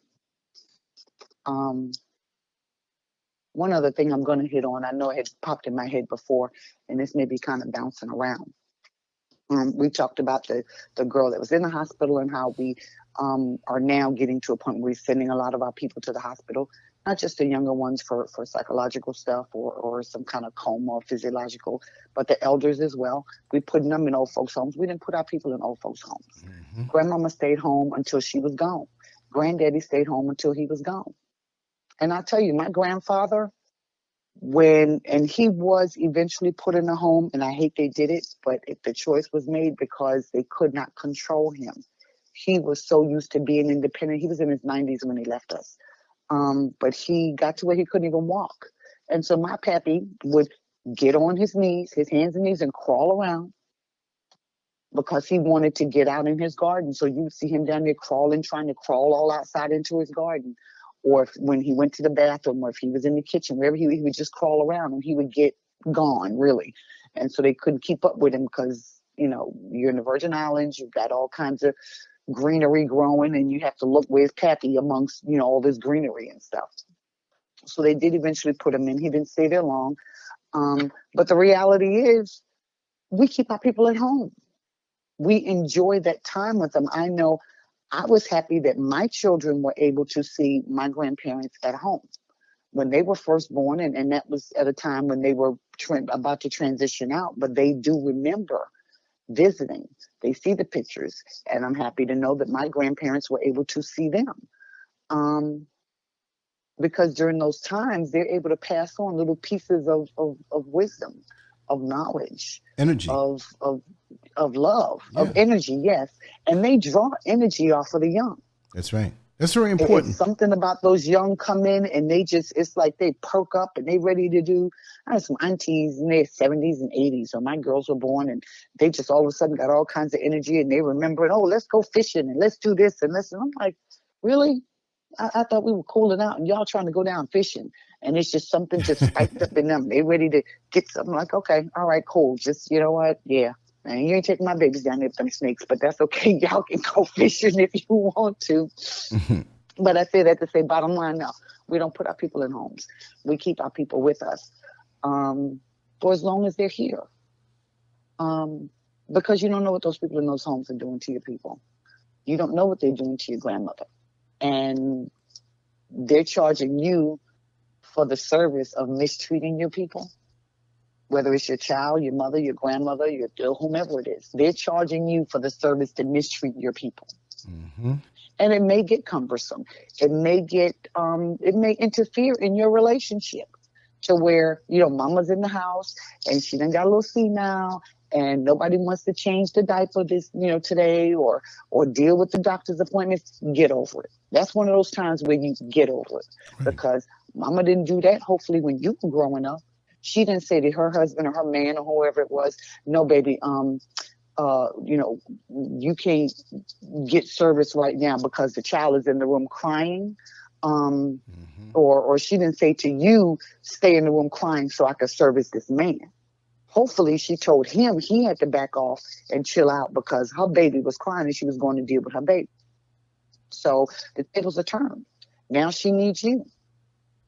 And you got to give back all into her so that she can make her transition when the time comes, right? With as much higher vibrational energy that she can have. Right. That's just the natural order of things. So I don't know if you had anything else, or I see little sister popped in. Hey, girl, how are you? We're trying to have a get together in your area soon. We're finding more and more people in your area, so real soon we'll be trying to have a little get together there. Well, maybe next month. I don't know, the month after. So yeah, what I wanted to say was back on that energy thing, like when they share the wisdom and they talk and everything, but even just the downtime. When I look in nature and I see what many call animals, when you have a grouping of them, kind of like chilling, kind of like relaxing, resting, and it's just quiet amongst each other. Just there. You can talk now as a human being, but just the time spent, to me, that is something that kind of recalibrates the heartbeat of that youngster to match that elder and everything else. And you pick up on that. You see what I mean? Because you ever see newborn kittens and they get together up under their mother's belly, when they suckle the milk and everything, but they'll still get up under there and sleep in the same position, in the same order that they were when they were in the womb.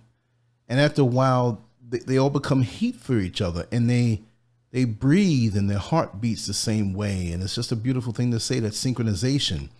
So there's something very important to just have, if you're blessed to have, you know, your grandparents, your great grandparents, that even when they're not saying anything to them, that they're just there. You know, you want to go over grandma's house and take a nap, or if she's living there at home with you, you know, you look after her, and just the caring of each other synchronizes you together, and it strengthens you.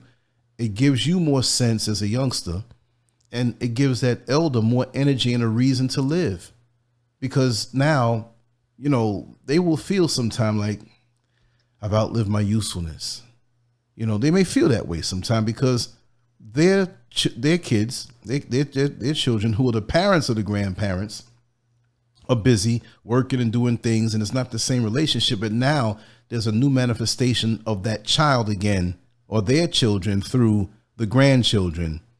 And now there's someone there who wants to hear the stories and wants to hear the tales, and they want to hear the things about you when you were a kid, their parents, or when your father, when your mother, when they were kids. And that's like, wow, when they were kids, and they can tell you things, and you go back and say, Mommy, I didn't know you did, or Daddy, I didn't know. Yes. You see what I mean? So there's all kind of ways of blending and melding, and a double way of passing on the baton, and them feeling needed, and seeing the joy on the child's face that, wow, you really appreciate what I have to say.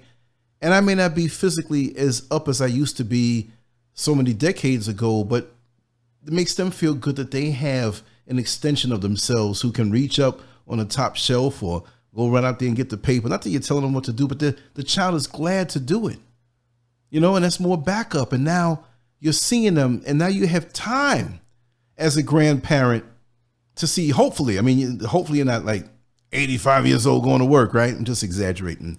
But now you got the time to really get into your child, your grandchild, but an extension of your child.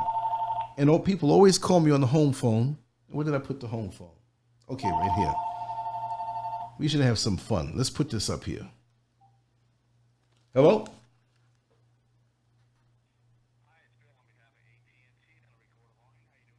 I'm good.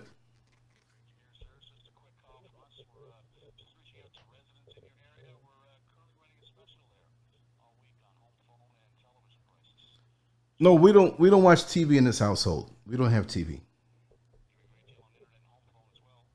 No. We won't be here long anyway. We're relocating. Okay, fine.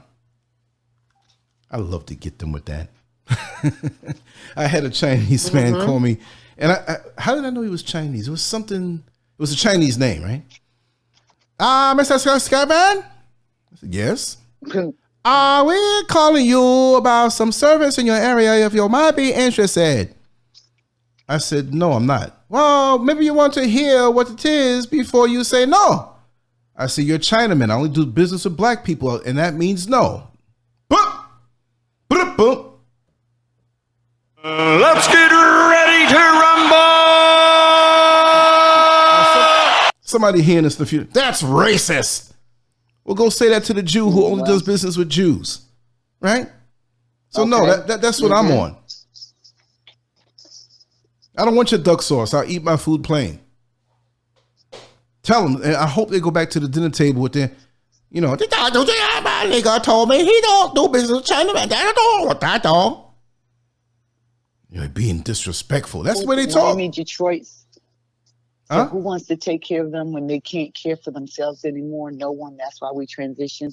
I don't know. Me personally, I consider it an honor to care for the elders as they're getting to that point. And maybe it's just, you know, something with me and having that tie. But I've always enjoyed spending time with the elders in my family. Right. My mother's mother was one of 15. And then my father's, it's a slew of us.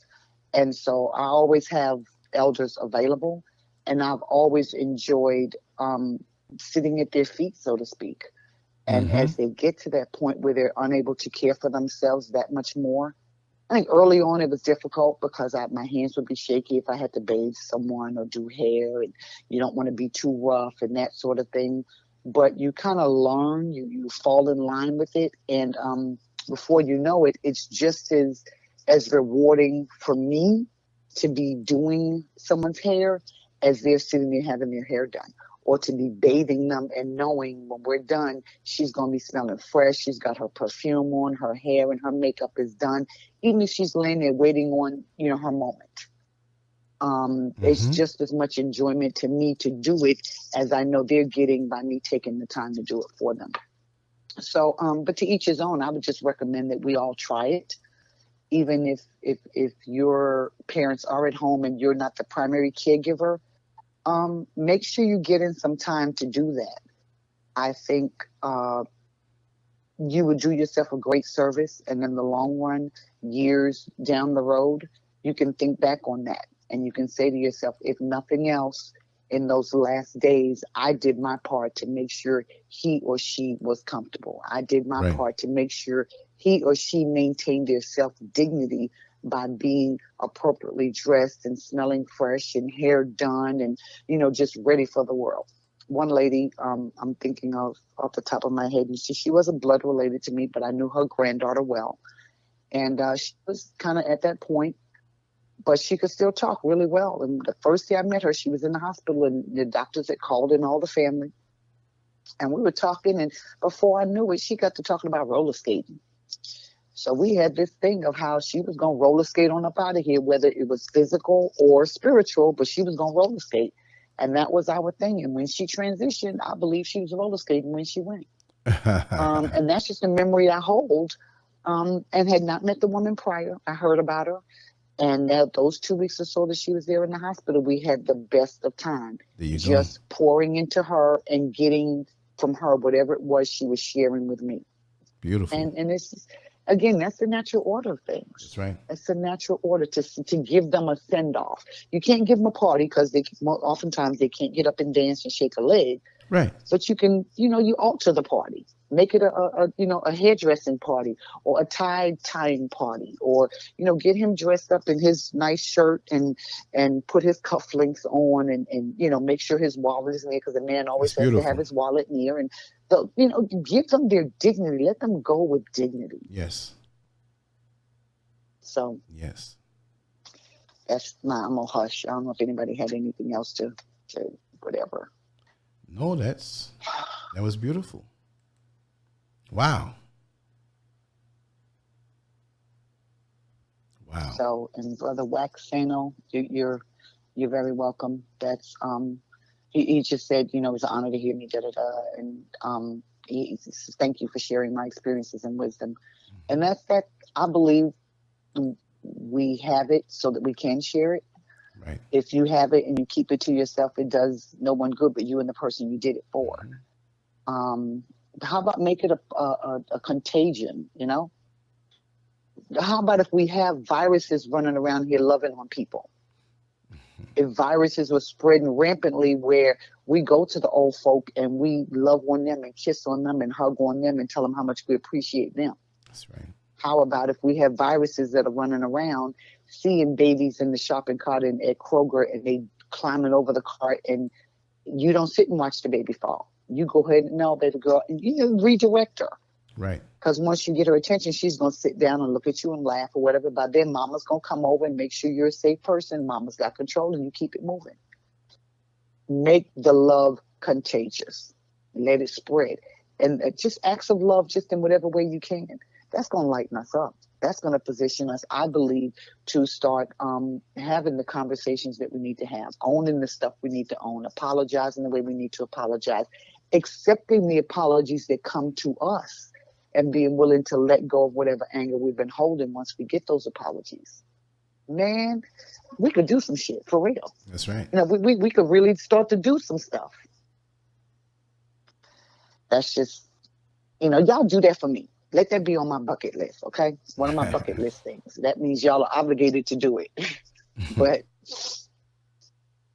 I just think we're here, and I can't believe that we were here to be shitted on, dogged out, mistreated, wandering through life with no goals, no aims, no direction, none of that. I just can't believe that. Right. I don't care what anybody's church says about how we just sit and allow ourselves to be abused and wait on, the rapture. I'm not buying that either. We are here to have purpose.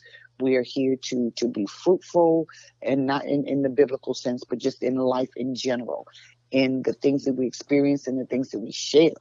And we can't do that if we're bogged down with so much stuff. The evil people know that. And so they bog us down as much as they can. Okay, well, let's get rid of some of it. Like I said, give it back and let's start getting to being fruitful. So that's just my take on life. Excellent yes, take. Cake Maddie. Probably a little too caring, because that's actually tends to be sometimes it becomes a fault. And I do have to work on that. I have to work on not necessarily stepping to the bad side, but being, letting that New York hit me a little more than I do. Because when New York kick in, that's it. Now, don't ask me for nothing. The answer is no. Keep stepping. Get the F out my face. All of that. I can go there with you. But, hey, I don't think it gets you as far in life as loving on people. But you got to protect yourself, though. You just can't let people walk all over you because of your kind side. It's an investment. You invest in the good people, or who you deem or who have passed that mental, spiritual, or emotional credit check that we have to give. And sometimes we get duped by the images that are put in front of us. We get used anyway. There's exactly. Anybody who is just in their thinking, they're not going to mind you vetting them a bit. Just because you're nice, I'm not saying you, but the next person, doesn't mean that anybody has to take you on face value. And exactly. You better vet people these days. Right, exactly. You have to protect yourself, and then once it's proven and confirmed, let the love flow. Once you see that, and again, if your spirit tells you something, and it's something not right, you withhold. You just don't say, "Oh, I'm going to ignore that." No, they very well may be nice, but you might be picking up something from somewhere else. But still, you got to take your time. And I don't mean take like 10 years before I can open up to you. No, but you go with your feeling, but you're still, and anybody in their right mind or with righteous intentions will understand that, because if they have any sense, they know that there are individuals in this world who don't give a damn, just like the ones that you were explaining and telling us about in the church. You know what I mean? And out in the outside world, let me tell you something. I've seen more sincerity from what you would call street people. People who are out there flim-flamming and selling drugs, or just out there bumming or whatever. I've seen more sincerity from people like that. You understand? They're in the position they're in because circumstances brought them there. But I've seen more love and sincerity. Not all the time now. I've seen a lot of viciousness, right? But I've seen more than from the people who put themselves out as being good. I'm a Christian and I've been in the church for 35 years. Boy, she has a nice ass. You know what I mean? Wait, those two things don't match. Right. And here's another thing. Like you just brought up, and we were talking earlier about signs of people, things, or whatever that may not necessarily be healthy. If you've come in contact with someone, whatever the relationship may be, whether it's just coworkers, friends, neighbors, a relative, someone in a romantic relationship, if they don't want you to vet them, run. I mean, as fast as you can, because anybody who's worth their weight in gold would be willing to stand strong and let you check anything you want to check, and be willing to answer whatever questions you have. If they don't want to answer your questions, they don't want you to check them, they don't want you to verify anything you tell them about themselves, something ain't right. That's right. Something ain't right. And don't get that twisted. There are some people, be careful with that. There are some people, as we talked here, that have some stuff to heal on. And so oftentimes they have not discussed those things that need to be healed. When you run into those, don't mistake them for someone who's hiding something, or they're up to some no good. That's where we have to learn to trust our on the Christian side, spirit man, our gut, our inner self, our just sense of discernment to know if they are withholding out of protection for themselves, or they're withholding because they intend to do me wrong. So that's where the additional questions come into play. Asking more of, whatever you can to kind of find out what it is they may be withholding. Right. And if you talk to them enough, and because this is the area that I work in, or put a lot of time in, put it that way, I'm able to talk enough, and I can find the clues, the signs, and I'll know, she's not withholding anything because she's intending to come in my life and figure out a way to, siphon my TV out of me. She's withholding because she's been hurt so much she doesn't know if it's safe to trust me. Right. Talk to me. She wants to, but she's just trying to feel me out and get you. Everyone has to get to a safe place so they can open up and heal whatever has to heal. That's male, female, no matter what your age is.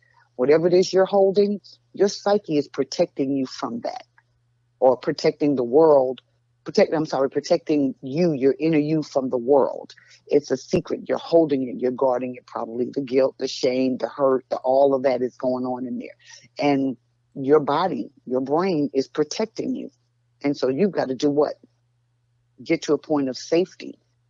And once you get safe, feel comfortable, then you're going to start opening up. Right. And so that's part of, and we want to be mindful of that when we're vetting people, to know that they may very well be withholding just because they're in protective mode. And at the same token, we don't want to look at people and say, oh, your guards are up too high, just because they don't open up to you. Some people, it takes years to open up. And how long have I known you, Lance? And I've told you some stuff, but you have to really kind of work with me in order to get down to the nitty gritty of some things about me. Right.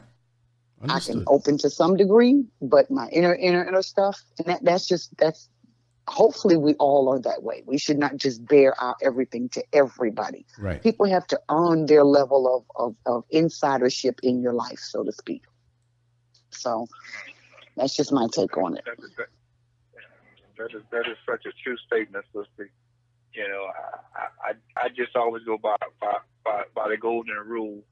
Whatever you're talking about that you say you are, what you're doing, people should see the fruits of whatever's coming out your mouth. Because a lot of times people just get you with the gift of gab, and that's like a rap. They'll come at you with all kind of talk and and all that smooth talking. But if I don't see anything that you say isn't manifesting in your life, I'm looking at you funny now, and that's I'm like I say, I think this living, give you those lessons, and a lot of people that's not really thinking about what they're thinking about falls for those type of tricks, Right. Makes sense. Well, I am so glad, Lance. I don't know if anyone doesn't have any more questions, that we've had this opportunity to share this information for the benefit of whomever hears it. Take the pearls, take the gems. And I tell people all the time, I am me. I'm just me. Not that I'm minimizing myself, but yes, I am minimizing myself, because it's not about me. It's about the pearl. It's about the gem. I lived it. I experienced it. I know it. I came across the knowledge in whatever way I did, and I have a duty to share it. Yes. And that means you hear it, you take the gem, take the pearl, whatever it is that applies to you, apply it, do the thing, make the progress, get the healing, get the business loan, get the whatever it is you want to do, whatever pearl applies to you, take it and run with it and go. And I think if we continue all to share and just keep sharing, just in life, make that your mission in life, to continue sharing so that someone else can get a pearl and reach where they need to get. That's right. We'd have Black Wall Streets all over this damn country. The whole country, the whole world would be Black Wall Street. Okay, yeah, we'd be free of a lot of mess. Yes, a lot of our hang-ups. We would be interacting with each other better, and we'd be doing the things. We would have more power, economic power, if you will. We'd have more political power.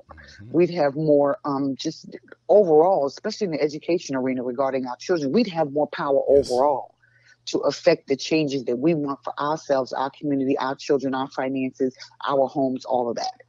We wouldn't be discounted time and time and time again. That's right.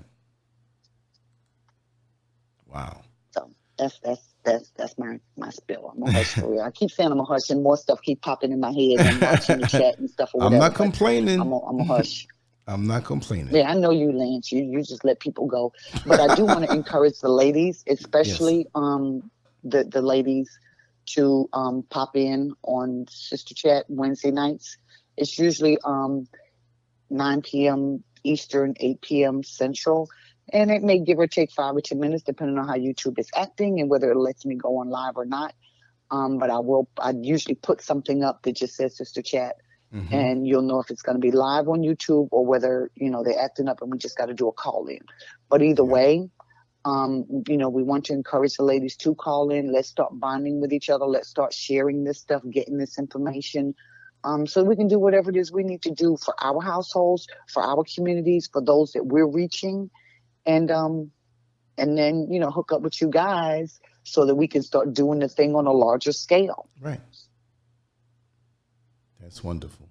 The Pearl program, Economic Development Program. All right, Sano, WAQ Sano, talk to us about that. Call in, because I'm liking the sound of that. The Pearl program and economic development. Yeah, because we have to get to these points where we take things to the next level, because say you have 1,000 people who say they're down for it. It might be 150 who really follow through. So I can't worry about those others. And sometimes we're not able to always do stuff or meet or have the money to do whatever. But to be in that mindset and keep your mind thinking of something. The bottom line is knowing that you're empowered. Just knowing that you're empowered. Okay, I found something out today, and I'll tell you afterward. Not that I have anything to hide, but it's something kind of sensitive, but nothing personal, but business, right? Kind of found something. Okay. Yeah. I found out some good news, and I'm like, wow, I feel empowered. And so I want to make everybody else feel empowered to present it to them in a certain way, in a certain time. That's why I just won't haphazardly just blurt things out, because a lot, when you say, people hang on to your every word and they try to sabotage you. But yeah. But, I'm feeling more and more empowered every day, not just stronger from what I went through physically, but empowered. Like, wait a second, all this time I could have been doing this. So from this point on, I'm not going to stop. I feel more, the more empowered you are, the freer you feel. When you feel trapped off on the job, or that's not an empowering feeling. You feel trapped, and you find ways to try to not feel trapped. And usually those are things and distractions that are not good for you. But when you see an actual way to empower yourself, even on a financial level, not that you're worshiping money, but the reason why we get up and go to a job is because of money. And we're trapped in that. So if you can make your own the way you want to make it, not some multi-level marketing scheme or whatever, but something that you offer the world. You put it out on the internet, some service, or look, when you go in your garage, if it's junky, or your basement, if it's junky, or your shed, if it's junky. And if it's not junky, you may have a few items that you say, hey, I'm going to throw this out. Sometimes you throw something out and you look around 15 minutes. Garbage man came in? No, somebody picked it up. And when you see what sometimes, if you could see what they do with it, you'd be surprised and you would have kept it, but you didn't see the value in it. Look within yourself and see what value you have inside yourself. And lots of times we don't see it because we had individuals who knew what we have and they talk you out of it. They distract you out of it. They keep drama going on so you don't discover yourself. So Sister B.L. Carter had put out there what she wants you to do. I'm going to say this. Look within yourself and find the things of value that you have inside of yourself, even if the world doesn't acknowledge it. There's so much that I've gained from doing these shows, from doing my artwork, from doing writing and taking pictures, or even going to events and saying, here I am. I'll videotape this for you. How much you're charging? I'm not charging anything. I just want to hang out. Let me know. You know how many calls I get to do actual things? And then there's certain things that go. Little old lady says, I want you to just bring your camera. My grandbaby's having a little birthday party. Could you? I'll be there. I got you. And by giving of yourself, others see what you have.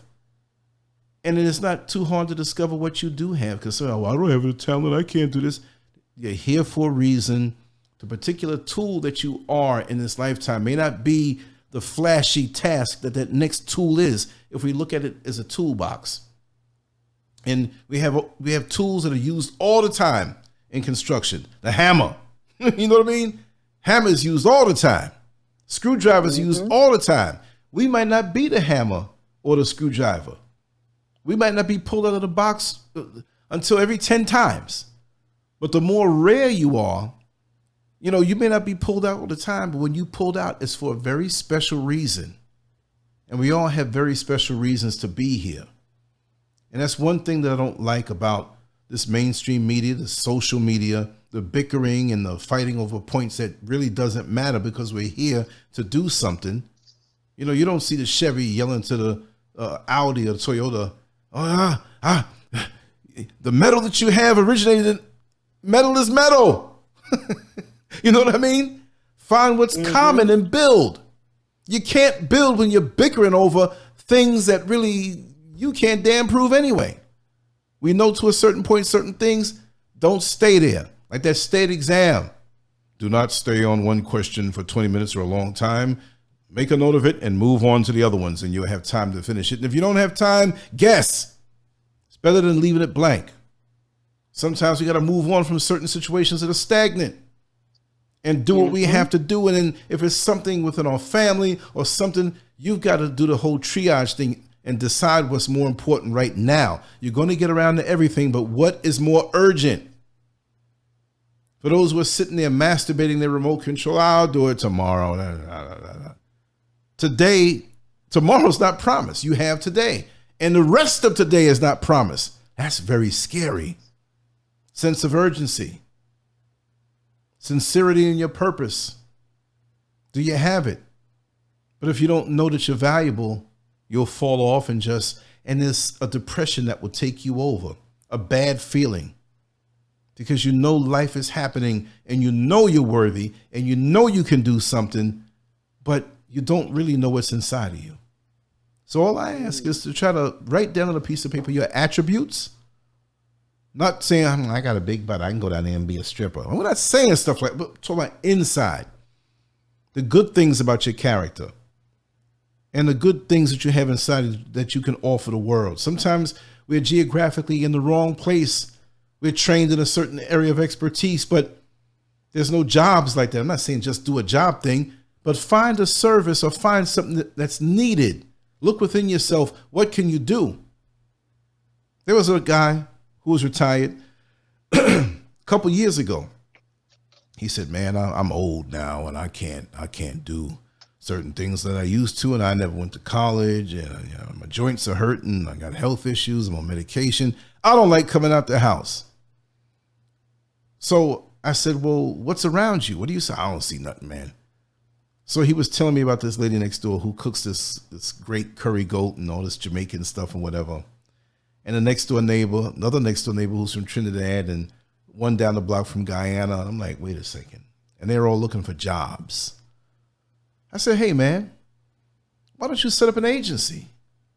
Why don't you set up where you can get a printer, get a fax machine, get a special phone number, tie in with the local hotels around the area and different that need employees and become an agency. You have people that are from the Caribbean coming in. They have family coming in that they're legit, but they don't know where to get any work. And you can charge X amount, but you don't have to charge that much more as an agency. Say, for example, they pay them $10 an hour, but now they have to pay $15 because you did the work for the background check and everything, and get that type of status where you can do the background check. I don't know how that works. I just know in concept. And you can sit your behind home in your drawers. I mean, not when they show up, you know what I mean? To give you the paperwork. But other than that, you can do your thing, fall asleep, take a nap, get up, drink your little wine or whatever you do. Nice guy, but that's what he does. And let's see how that goes. And I hooked him up with somebody who has that information. He was like, man, that sounds pretty good.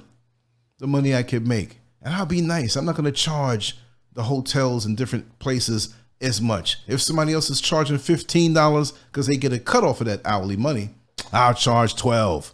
I said, you'll get more business from these different people, but make sure it's quality people that you're sending out.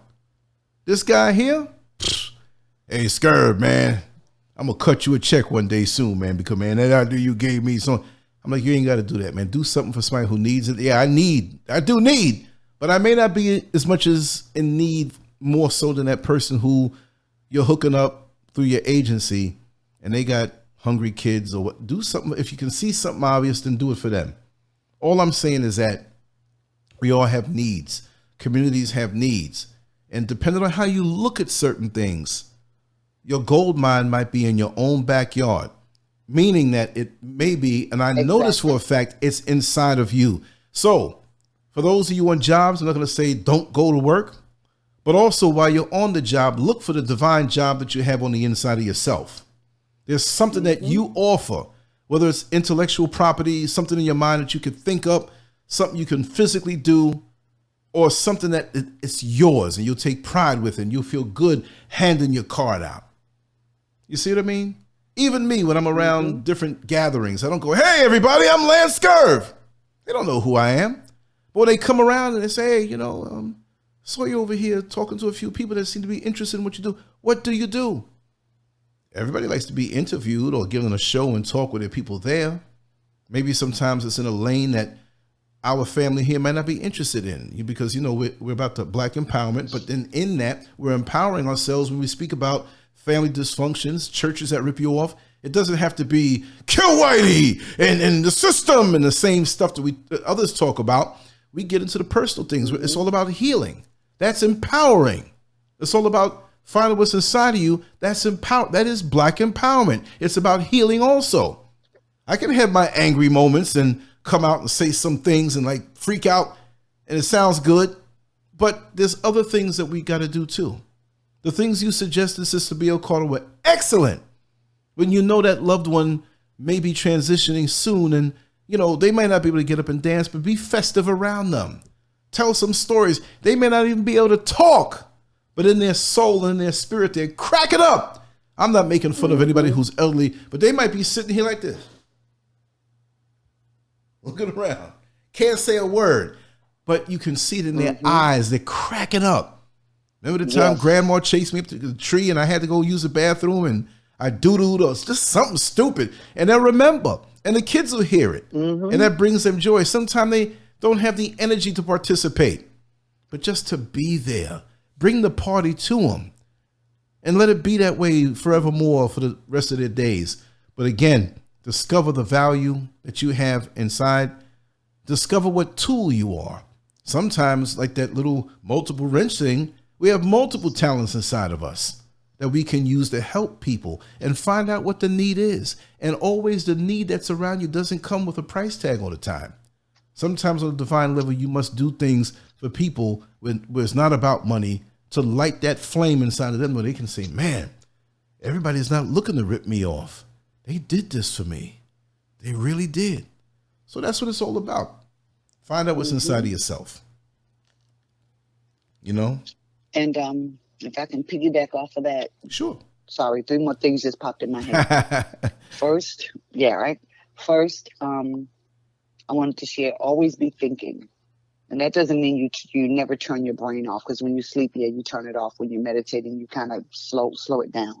But what I found works for me and what I've shared with my youth growing up is when you're walking down the street, always walk down looking at things from a set of eyes that you're trying to find how you can find the good in that, how you can turn that manipulated, twisted, whatever word you want to use, to be a win situation for you or for whomever you're dealing with. For example, if you're you live in a neighborhood and all the houses are becoming abandoned and there's nobody around, when you walk by that abandoned house, look at it and see it full of people. Look at it and see it turned into a little bed and breakfast. Right. Look at it and see it turned into some old, a diner, grandma's cooking the best fried chicken you ever ate type of thing. Put that in, it's like you're putting that energy out there, but then you're also allowing yourself to think, because one of those days, one of those ideas going to pop in your head and it's going to do what? It's going to stick. and you're going to gravitate to that idea, and hopefully you'll get the business loan or the funding or whatever it is to make it happen. Mm-hmm. And so if we continue to do that, we can stop being in a point of, well, I wonder what to do, because if we're always thinking of what to do, eventually the right idea will surface, and you'll know what to do. That's right. Second, I wanted to add, don't be stationary. Be willing to move. I personally have never been so committed to a house, so committed to a church, so committed to a piece of property that I can't pack up and go if the opportunities are better somewhere else. I hear a lot of people, well, I was born here and I'm going to die here. That's all right. You were born there, you can die there, but what you going to do in between? Mm-hmm. Do you have to stay there? If there are no opportunities for you there, you don't have to stay there. New York is a great place, but New York wasn't for me. At 18, I packed up and moved. Right. And as opportunities improved in other environments, I packed up and moved. You can put a house on the market quick.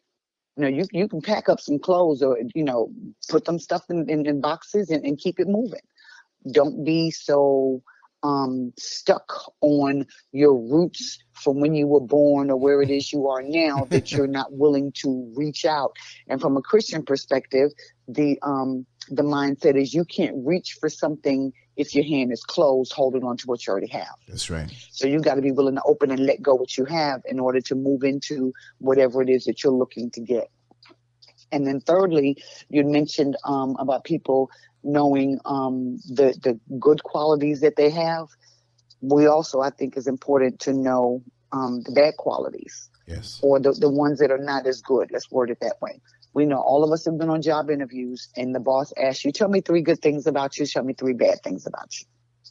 And I've sat on the interviewing side, and you'd be surprised how many people cannot give you 3 bad things about themselves. But we know all of us got at least 10.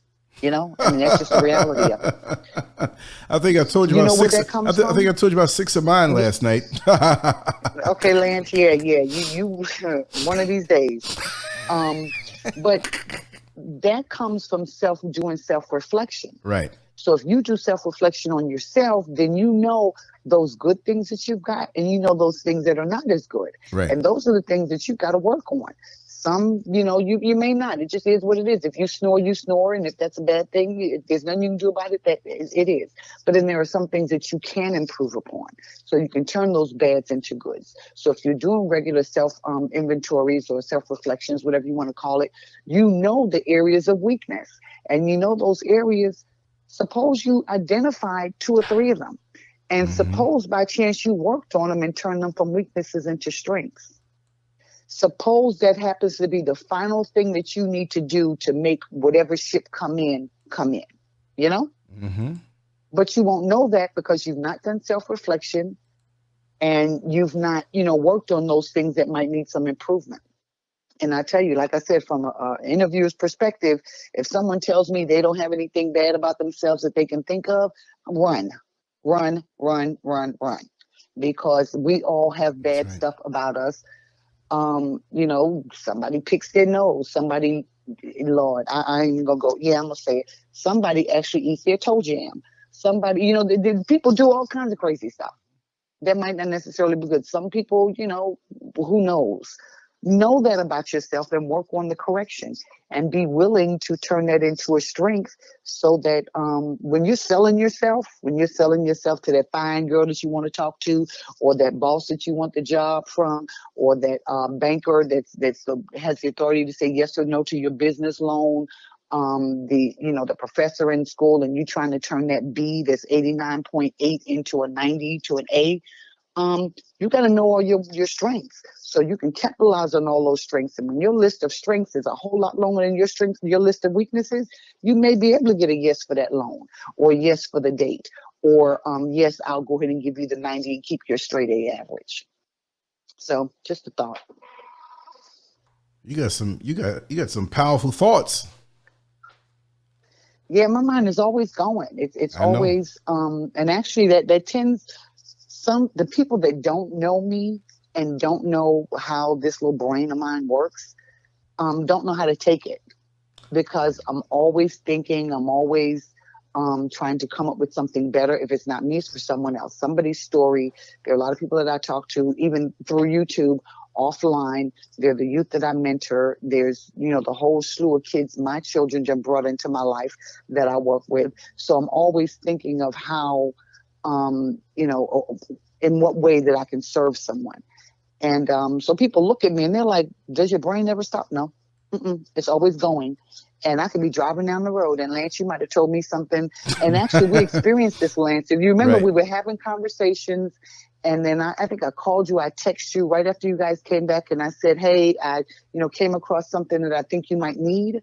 And we hadn't even mentioned it. It never came up in conversation, but I just knew in talking with you Right. that it was a need. Right. And, it's like, hey, let's jump on this. Let's do it.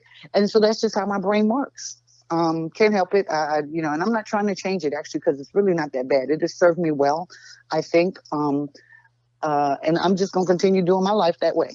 And That's it'd be right. nice if some others join me and we all can make some progress for each other as we continue to try to what's the word I want to say, strengthen each other and do for each other and present win-win situations for each other. And then hurry up and get to where we own our own financial institutions, because I'm ready for us to see these car loans, these mortgage loans, these business loans happen, and the interest stays within our communities. That's right.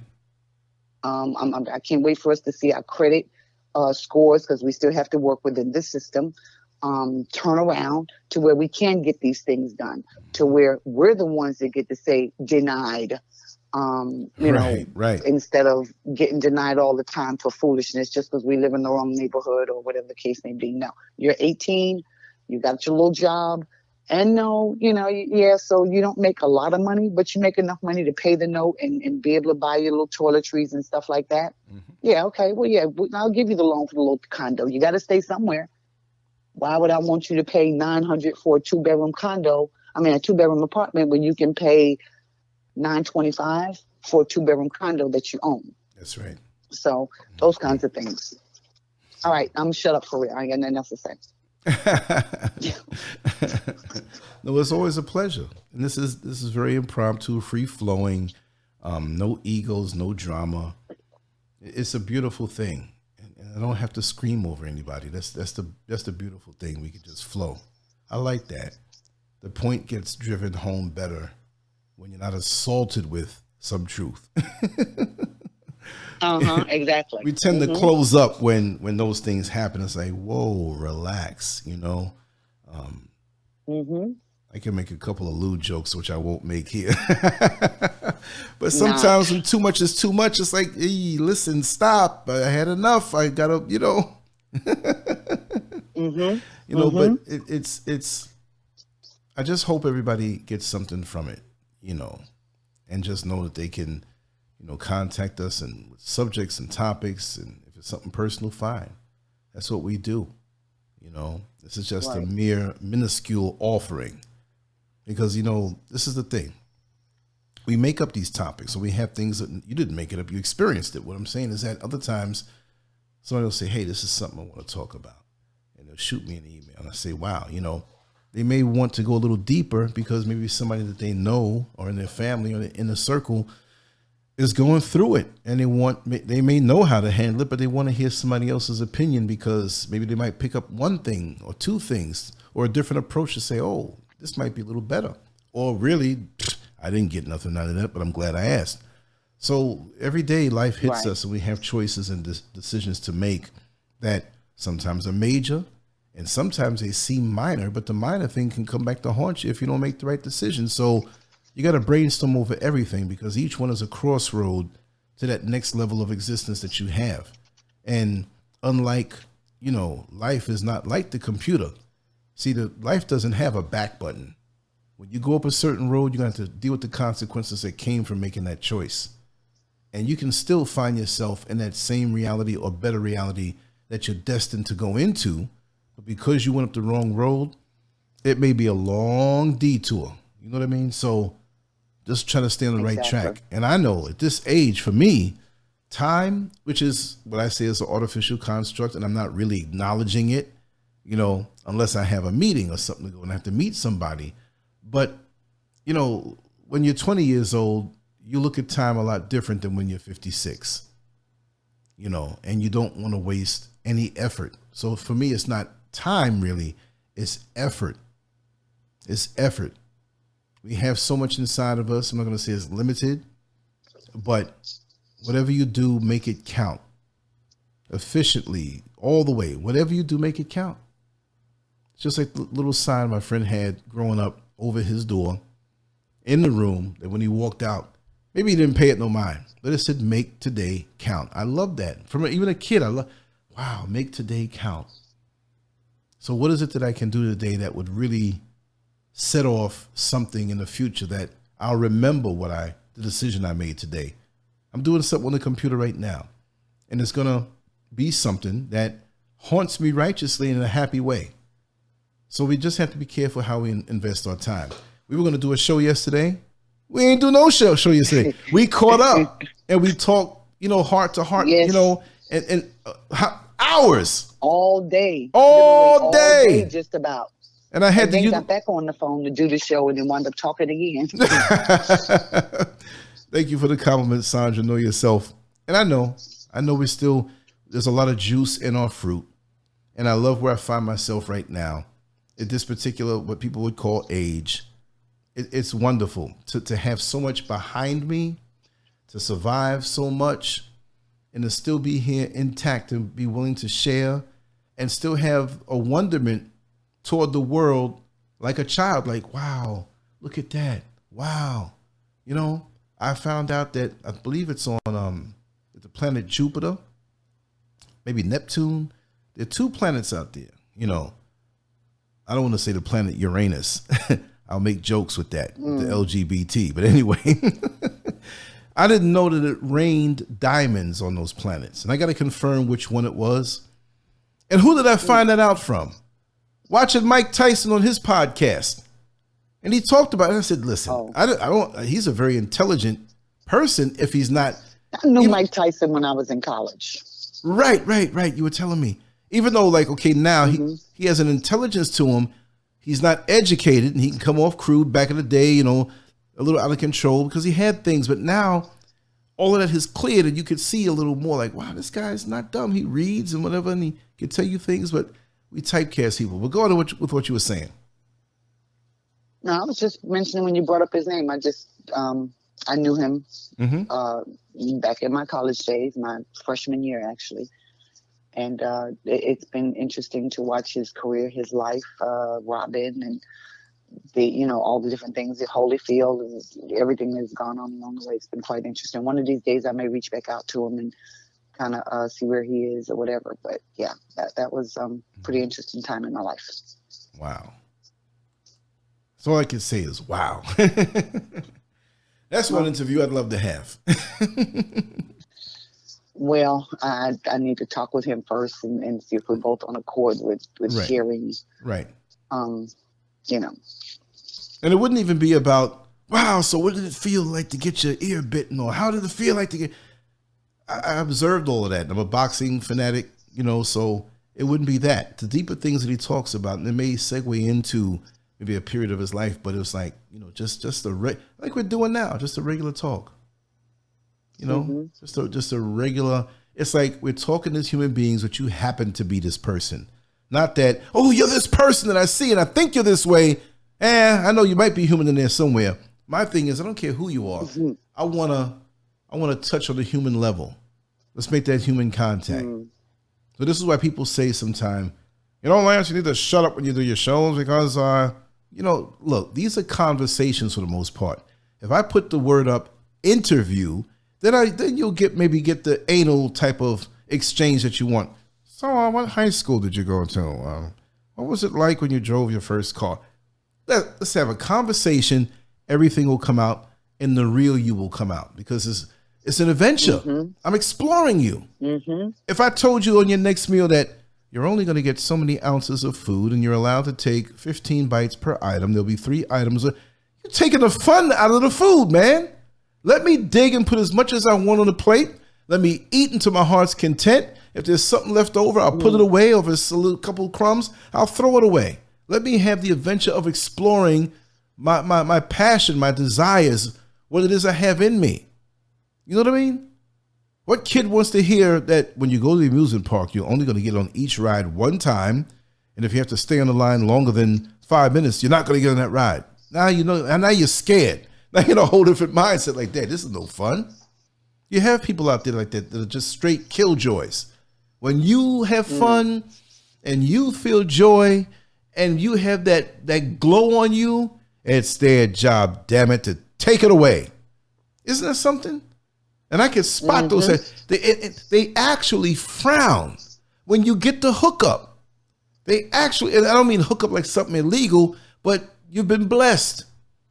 And they see you, you're not going, nah, I got blessed. I got a check in the mail. I didn't expect. You're not teasing nobody. But they catch wind of it. And there's certain individuals in my circles that whatever I advance or gain or do better or do good in something, I don't even tell them no more. But the times I did, and they look away in their face just, and they don't even know that they're looking like that. In my spirit eye, makes me see it even more. It's just amazing how there are people out here, and I know there's somebody out here that knows that they're the best of friends. When you're laying up in the hospital with a broken leg and, you know, whatever it may be, they're the best of friends. When there's a death in your family and you're taking it hard, they're the best of friends when you go through a bad breakup in a relationship that appeared to be on the outside the perfect relationship, which you know there's none like that, right? But they're the best of friends because they suck from your hurt. They feed on your hurt. So now they're going to go hungry when you're happy. So guess what? They don't want to be around you when you're happy. I can't eat. I'll be hungry around them with all this joy. You see what I mean? So they'll step back more and more, or they will create drama to have something to feed off of. They'll even create drama with you just to have something to feed off on, and just to be able to have the right that in the exchange of provoking you, that they made you pissed off and you said something to them that nobody else knows. You didn't tell nobody, but you hurt their feelings by telling them the truth. You throwing this in my face. So what if I did so and so and so and so with you? Now they're mad. Now they're justified. And they go out to the world. You know, so and so did this to me and this and I. Especially with me online, they're the first ones. Let me see what he's talking about. Coming up on a page with fake names. Or he blocked me this way because I don't want the drama. I want to make something else. I'm going to watch him. They're probably touching themselves with it. You know what I mean? And I don't mean the sexual thing. I mean, like, they get a fascination that's almost sexual. It's not. But the intensity, you feeding off of sorrow, then you won't get it. If you get it, it's something that I didn't foolishly walk into. It just happened. No. You got all kind of strength. And these people, they hang around you for years just to get that time where they can suck from you. They're silently resentful of your success. Whew. You see what I mean? Look. You touching some stuff, Lance. Be careful. I might go in another hour. Go ahead. Hey, I ain't got no problem with that. I'll just go in there and get another plate. You know what I mean? If I got to, you're into the bathroom, like, hey, I got to go to the bathroom, whatever. You know what I mean? We flow like that. That's how we do. But the thing with there them. There are actually two people that I've been identifying, and I'm just trying to get them to a point where they would do a show publicly. Because just what you just said, I experienced in my life. And as they came along behind me and experienced, you know, they experienced their greatness, if you will. And the leeches started to drain from them. And so I had to talk with them and say, hey, look, you know, pay attention. And, you know, they didn't exactly catch it soon enough. And so they had the consequences of the leeches. And so I've asked them to share their stories, just because people need to realize that as well, that the leeches are real and they come in all shapes, sizes, colors, and distances from you. And so just how to protect yourselves from them as much as you can, so that you're not, you know, back down where they are. You've done your work to get, you know, next level up. Don't let them drag you back down. That's right. So your success becomes, they sink more. Wow. Aura snatchers. That's right. A kill 2016. That's what it is. I had a person one time, and This is going back decades. They were always around me. And for some reason, car was in the shop or something like that. And I had somebody coming over, but there was already this aura snatcher around me. And they called up. They said, hey, I'm coming by. You want me to bring you anything? Back then, I was eating everything. I said, hey, stop by McDonald's and get me 3 Big Macs. Get me 2 fries, 2 large fries, and I don't want McDonald's drink. I said, on the way, there's a little corner store that's right there. It's quick. Get me 3 liters of this and this. And I used to be a hog when I stopped bodybuilding. So I said, listen, to the aura snatcher, I said, you want something from McDonald's? They go to McDonald's? No, I don't want that. I said, are you sure now? Because when this food comes here, I love you, but you ain't getting a French fry. I'm telling you. Do you want something at least? Should I get extra just in case? No, I'm not going to eat. Well, the food came, and they were sitting next to me, and I put the food between us. One of those little couches that had like the little, cup holder and everything in there. Sitting there getting down, watching TV. All of us were watching TV. And so the aura snatcher was kind of playing me like the corner of my eye, like watching the food. I'm like, what's up with this? Because I'm going to be mad because I asked you. That's one thing. When I get into my food, trust me, it's a religion. The religion of digestive bliss. And I want to fall out in the spirit. So I'm eating, boom, 1 Big Mac. Boom. I'm eating the 2nd Big Mac. Eating the fries. Half a thing of fries left. I was full from fries. She could have took a fry, right? And she sat there and waited and waited. I was like, okay, let's slow down a little bit. Chewed the 2nd Big Mac. And I sat there watching TV for a while. And they sat there quiet with their peripheral vision. And as soon as I reached for the last Big Mac, they said, give me that. And snatched the Big Mac and opened it and put it. I was so mad. You waited until I wanted it the most. And I'm reaching for it. And you just say, give me that. And I was pissed. I went and talked to my other friend because, like I said, my car was in the shop. And they were in the back. And I said, listen, I'm going to fix this heifer. Let me hold your car, man. I'm going back to McDonald's. I went back to McDonald's and brought back 3 more Big Macs. I wasn't going to eat no 3 more. And by the time I got there, I was already full. You spending all this money for Macs? Huh?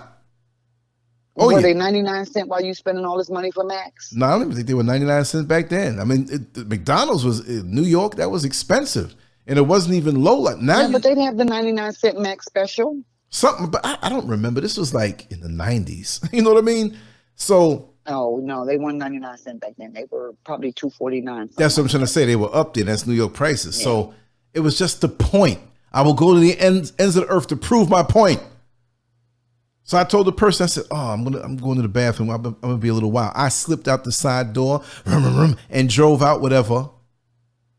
Came back through the back. I left the side door open. They were sitting there. I closed the bathroom door. We had like 2 bathrooms they could have went to, another one if they needed to. And I slipped back in and I left it back in the kitchen. And then I walked from watching the TV again. I walked up. When they got me a Big Mac. And I hid the rest of them. I told my friend, if you want one, he said, no. I hid the rest of them. So I kind of held it to the side and I sat down, sunk back in the couch, opened it up, and started biting. I'm looking right at the person because I know what they were meaning to do. I said, how you feel? You all right? Why your face look like that? Where did you get a Big Mac from? I said, I ordered 3. And I blamed it on my friend. I said, but he knows me so well. He bought 5. They did that. Okay, little hater. I confirmed it. Yeah, I'm going to go to the ends of the earth. I went all the way. Yep, I'll go all the way around the world. Nah, yeah. Yes, I will. I can't find my baby. I can't find my Big Mac. That chick ate my Big Mac, went back to McDonald's and yeah. That's right. and ate it. And then when they were leaving, I whipped out another one. All right. I wasn't even hungry. I was posturing with the Big Mac like I was going to eat it. I took a bite and I had it in my hand along. I'm like, I don't want no more Big Macs. But you ain't playing me that way. I'm sorry.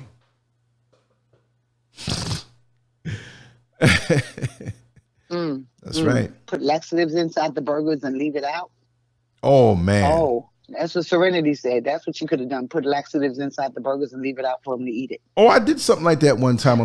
I told the story before. I'm not going to say where. I don't know if they want to retroactively come at me or whatever, but I'm not a person who's nasty like that. But I was working the night shift on this particular job, and folks are going in the refrigerator and just tearing my food up. And this was a very big place. It was a very big location, you know. So if you're down doing something and it's 2 or 3 o'clock in the morning, you know, and they had cameras in the break room and stuff like that. And just in case supervisors had to be called, they keep an eye on things. So when you're out there, they're in there like, okay, Lance is way 2 blocks away in this warehouse. We can watch him while we take his stuff. Anybody who comes in here won't know it's his stuff that I'm taking. And I got tired of three nights in a row. I said, okay, no problem. So the last night before I had my 2 days off, here came the chocolate cake. Chocolate cake that I made myself. And I'm not such a great cook or anything like that, but there used to be this little donut looking thing that you put on top of the stove. It had a handle. It was like a pan that had an open middle. And then what you can do is take the lid off, and it was round like a big what is it? A piece of candy that's round. Like it's like a donut. It's shaped like a donut. And you pour the cake mix out the box in there and just leave it on and watch it and just put your fork and test it. And then you flip it upside down, you know, on your little display thingy there, little thing that you sit the cakes up on, and you put the icing and you can take it off of there and put it somewhere. So I brought this whole chocolate cake there in a shopping bag, left it in the car. And when it was almost time for my break, I went and checked on it. I came back in and ate regular, you know, and I had stuff. There was nothing there extra. I had stuff in the car. But before I left, when nobody was on a break, because we knew who, you know, it's little schedules and stuff, went into the vehicle, got this big behind cake that I cut like maybe a quarter of it out to tease you more, to show that this is cut. It's not like who's the one who touched my cake and took a piece out. No, I made it easy for them. Because when I got it and put it in the refrigerator, covered up a little bit with aluminum foil so you can see it, like a chick sitting at the bar with half her leg and breast hanging out, like, come over here. That's the way that the cake was going to them when they opened the fridge. And then I helped them out even more. And I cut slices in it and knocked down 2 of them, like, if they take one of these, whatever. But little did they know they had X-Lax in there. Lots of it. And I put a little do not touch. And I went on to my weekend. So the forbidden fruit. Yes. And that next day, the first day of my weekend, which was, I think it was a Saturday. I was lucky to have those days. I got a call in the late afternoon. Hello? Lance, you want to work tonight? So I'm like, I'm not able to. I'm out of town. What happened? And this person talked. It's like everybody's calling out. Well, one guy said two guys he found out, they got the shits. I say, oh man, must be a virus going around. I said, you know what? You know, I wasn't feeling good today either, man, but I'd love to come in and help you. And I was like, good. I brought my food up in there and just leave it. And nobody touched it after that. And I had a little sign on there on the bag. Are you sure you want to eat this? Lance, man, you had something to do that, right? Oh, you are so wrong.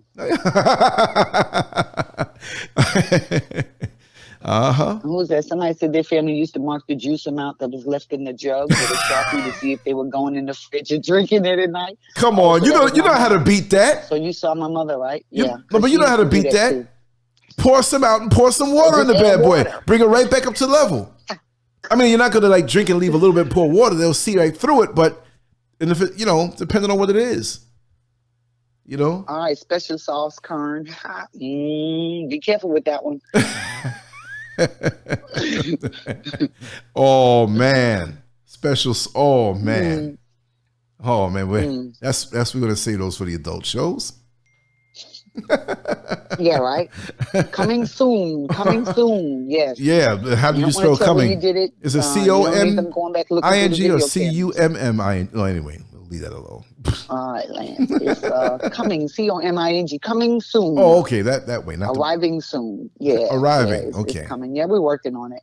Yeah, an opportunity for us to talk on a more adult level. Yeah. Definitely put the children out, and because these are also things that need to be discussed.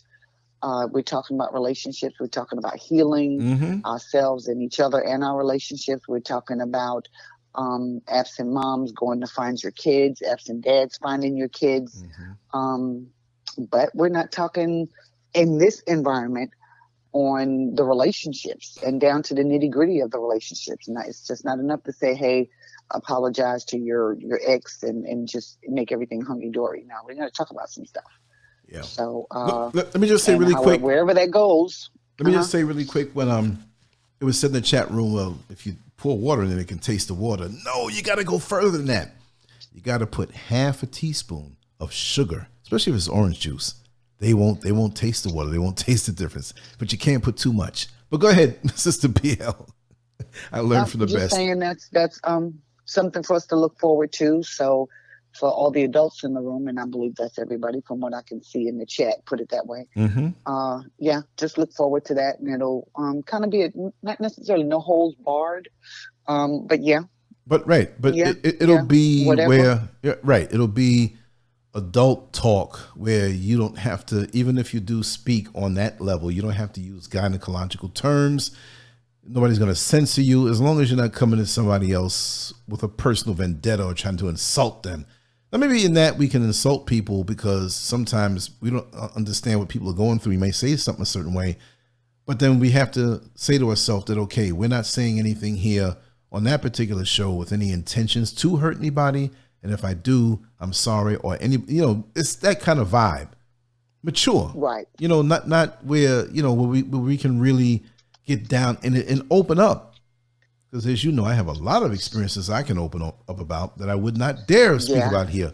And up to a certain point, I like to share that.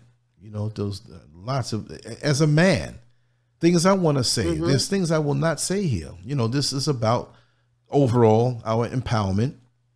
We'll keep it dignified. We let some words fly. We go places, and we really don't censor here, especially with these conversations like this. But on the other channel, we can go in deep. And if you want to remain anonymous, or we don't know your voice or whatever, and you make up a name, we'll respect that. Me, I can't get away from it. It's just a matter of time for, wait a second, what that guy say he did? Yo, that sound like Lance Scurv. And I'm still going to do it. You know what the other part about it? Yeah. Is that a lot of times, and some of the things we're looking at talking about, a lot of times we're unable to have those conversations with those who we're meeting with for various reasons.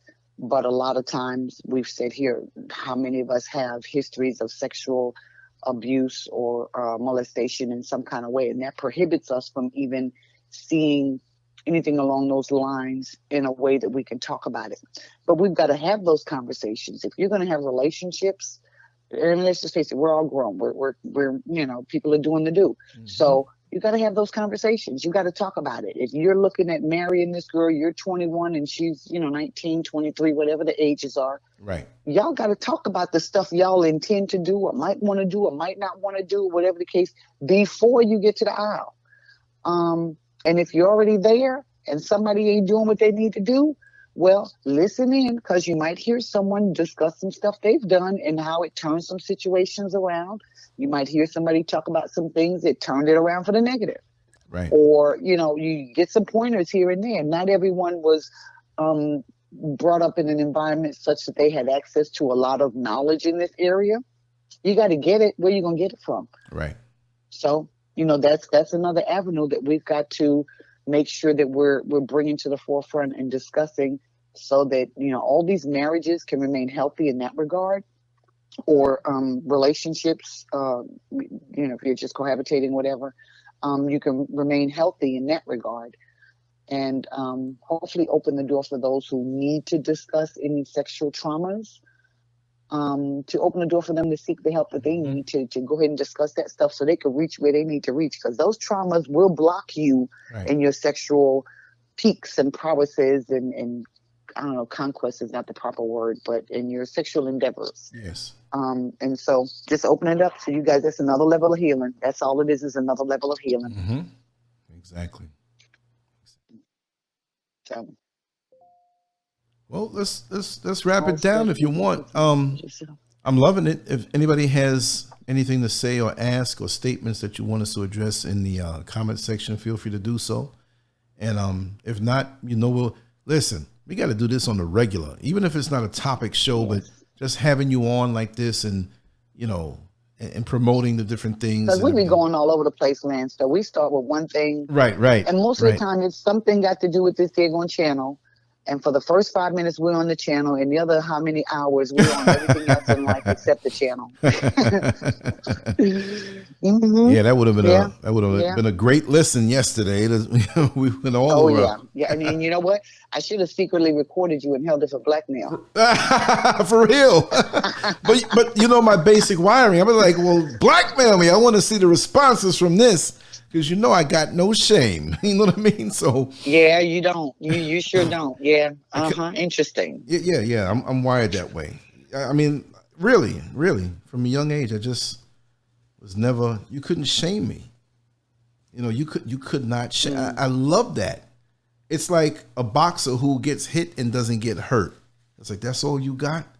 I mean, I could be hurt in other ways, but you're not going to bring shame to me and make me feel like, shame. You're not going to have that power over me.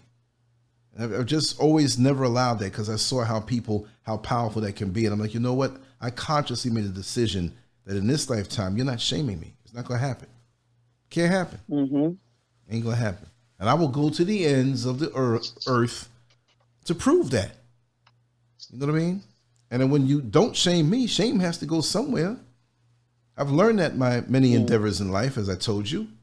And that shame that you're trying to throw out, I will bring it back to you and you will feel it. But I'm not like that. I don't like to shame people. I don't like to make people hurt or feel discomfort. I'm very loving and caring. But at the same time, if you try to bring it to me or I'll take it more so than somebody who's innocent or doesn't deserve it, or a loved one, or somebody I say, man, that's abusive, man. Why are you doing that? And I'll rip you apart and I'll keep going. Talk show style, like 6 and 7 and 8 hours.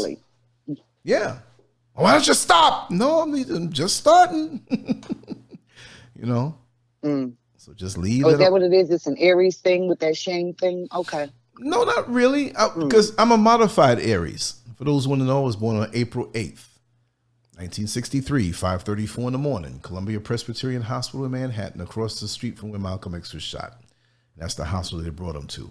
But anyway, I'm a modified Aries. And you know what I think of when I hear Columbia Presbyterian? What's that? Wow. April 26th, the day my grandmother left. Oh. So every time you say that, I think of jumping in the car and flying. I think I told the story. Must have been going 100 miles an hour or something, 95 or something. And I got in the car in Atlanta, and the next thing I knew, I was being pulled over in Charlotte, North Carolina. And I'm there. I don't know how the hell I got from Atlanta to North Carolina. I was just rolling. I got in that third lane, and I hit my lights, and I was moving everybody out my way. Wow. But I wound up at Columbia Presbyterian. Wow. So every time you say it, that's what I remember that time in my life. And it's not a bad thing. It's not a bad. We had actually some great times just before she left us. But it's just, that's my memory. Wow. Yet another truth. April 7th, Orlando. Wow. April 7th. Wow. In Orlando. Okay. Wow. And she doesn't even live in Orlando now. Right. Isn't that something? You never know until. Well, anyway, I'm gonna stretch my feet here and head around. I really don't want to stop. I mean, but I promised myself I'd do a little walking, get out there. Yeah, we got to get off of here. Yeah. No, but I'm gonna come back go later make on. My butter beans and some onions, and I don't know what else is in there. You trying to make me hungry? For some butter beans. You trying to make me hungry? No, you've been sitting here talking about Big Macs, and I don't eat Big Macs, but you sure made me hungry. I don't eat Big Mac. I haven't had a Big Mac my God, I haven't had that. Ooh. Yeah, a very long time. Are they still big? I mean, for real big. When I like look they at used them to and I be see it, when we were younger. when I see people with them, it's like one hand could, but back then, and I said, well, maybe my hands got bigger. And of course they did, but they shrunk that bad boy. No, those things got smaller. Those things got smaller. Yeah. Those things used to be big. Now you look at Burger King Whoppers, they're flatter and wider. And they're slick because they let the lettuce poke out the side when they give the illusion of being big. I mean, it's like I had it down to a science. Because there was I got to find this picture where I bought, how many Big Macs did I buy? I did it as a prank. I think it was like 25 of them I bought. And it was like $1. On Sundays they had this special. This is back like 80, I'll tell you, it's like 84. Yeah. It was back then. I worked at McDonald's when I was in high school. Yeah. So I remember those 99-cent Macs. People come in and buy like 50 of them at a time. Like, what the hell? Y'all don't eat nothing else? Right. Yeah. Right. Yeah, so we'll wrap this one up. It's been an honor and a pleasure, and everybody who passed through and come with some ideas, right to Fries, Miami, Detroit. But come through with some ideas. We're here. We want to talk about things. Even if you want to talk about something, we're not going to say if it's a touchy topic that, well, this is the person who suggested this. We ain't gonna say that unless you want us to. But we'll break certain things down because we've had experiences either personally or through other people who are in our circles where we're very understanding of those topics. So just throw some topics at us. And like I said, my contact information is on the bottom, scurvmedia@gmail.com or 407-590-0755. And BL Carter, give your information. And please go subscribe to BL Carter's YouTube channel and go through all the videos you can and hit them like buttons and leave a comment. Create some activity there because there are people definitely coming to try to stop her with what she's doing there, which is phenomenal. But go ahead, sister. Thank you. I appreciate that. My email is blcarter, CARTER 2014 @gmail.com. You should have the link in there to my channel. And again, we have Sister Channel Wednesday evenings, 8 p.m. Central, 9 p.m. Eastern. And ladies, come jump on board because we're actually planning a get together for the next 2 months. We've got some things planned so that we can see each other offline and talk as freely as we want to talk as ladies without having cameras and microphones and us catching all dirty stuff we might say. If you need to reach me, go ahead and reach me at the Lance's 407 number, and that's 407-590-0755. And just, for the purposes that I've already said earlier in this broadcast, I'm being a little bit more selective about a more direct number, and that will come over time. Don't worry about that. I'll be your guinea pig. You know what I mean? My number's out there anyway. Guinea pig. Yeah, but the number's out there anyway. Trust me. People could. Well, let me just say to us, Sandra, know yourself, a YouTube channel. This is a YouTube channel that you're watching right now. That's just the lingo we use. So this is Lance Scurv, and that's the YouTube channel. And so for BL Carter, it's BL Carter. So go up in the search box and put in BL Carter, and you'll pull up her channel. Just like when people pull up, not everybody knows the lingo and whatnot. But what was I going to say? Oh, I've had people call me directly, and I am a perpetual show to people because it's like, man, he's got these things going on, and they'll think that this is live like later on once it's up as a video, and they'll call me on it. Just the same way they'll call me off of a show from 3 or 4 years ago, and they'll be mad because they're hearing a debate or something going on, or somebody made a point that pissed them off. Lance Scurv, I just want to let you know, they didn't call the 88 number. They do that all the time. I get the alerts all the time when I'm not on, but they'll turn around and call the 407 number. And they get me, hey, man, I'm over here in the pub. I'm over here in the UK, man, and I was listening to your show. I was like, what was the topic of the show? Something that I did 3 years ago, 2 years ago. And they're mad. They might be drunk. And I'm like, listen, there's no show. But I want to tell you anyway. I was actually, what was it? This guy punched his girlfriend out, but he had called the show live. And this was actually when I did Blog Talk Radio. It wasn't a live stream. YouTube wasn't doing live streams back then. And he was fighting. He was drunk. And people, oh my God, he punched this woman. And we're hearing it was not fake. We're like, what the heck? But he had the phone in his hand, in one hand, and punched his girlfriend. And at one time, at some point, the guys came around and scuffled, in the scuffle and brought him down. But you could hear the phone landed on his back. You could hear the whole thing. It's like, what a piece of shit you are. You hit your girlfriend. Oh, my God. It was like the whole show was quiet. We were like, this is real. Yeah, he is a piece of something. Yeah. It's just like the for hitting time. her. But by the same token, remember, ladies, don't be jumping up in no man's face because you know you can't beat that man. Right. You exactly. can't beat him, just physically, physiologically. We really, unless you've been bodybuilding, unless you're the big one from the court the other day or whatever, you can't beat that man. So don't jump up in his face. Now, if he hits you, you jump back and you get your ass whooped, but at least he know you're going to fight back. But otherwise, don't just jump up in his face just to be doing it because, if he hits you back, he shouldn't. But, if he gets you back, you get what you get, I was about to say something about a whole different topic, but it's another funny story. I was videotaping, and I got this little small, and you know it. I used it on you, the little clip-on mic, or, I had it when we did a video. Uh-huh. And it's wireless. And, I did a little thing. Guy was talking. We all finished.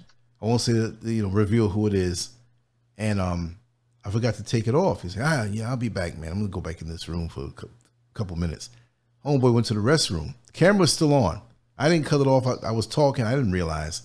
He came back. Later on when I'm editing, I got the audio on it, but I'm seeing what was in the room, but I got the audio and the homeboy. I mean, that's all Oh, man. I got to talk one day. We got to do a show about bloopers. And it's not bloopers, but just things on the show that happen that nobody knows about, but I know about. How about that? Right. I can go on for hours about that. How about the person? I'll leave you with this one. How about the person that called into the Blog Talk show? They fell asleep. We didn't know that. Then after a while we did because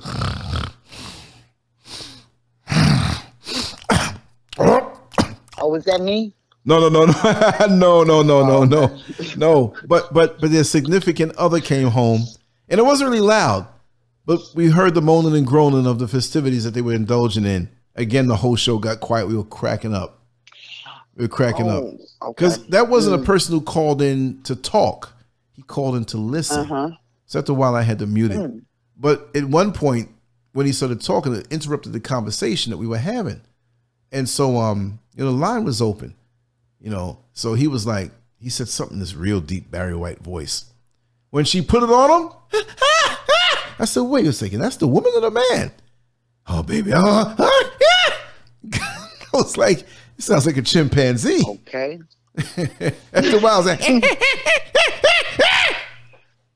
I'm like, you wrong. I'm not supposed to. You wrong. I'm not saying. You are so wrong for that.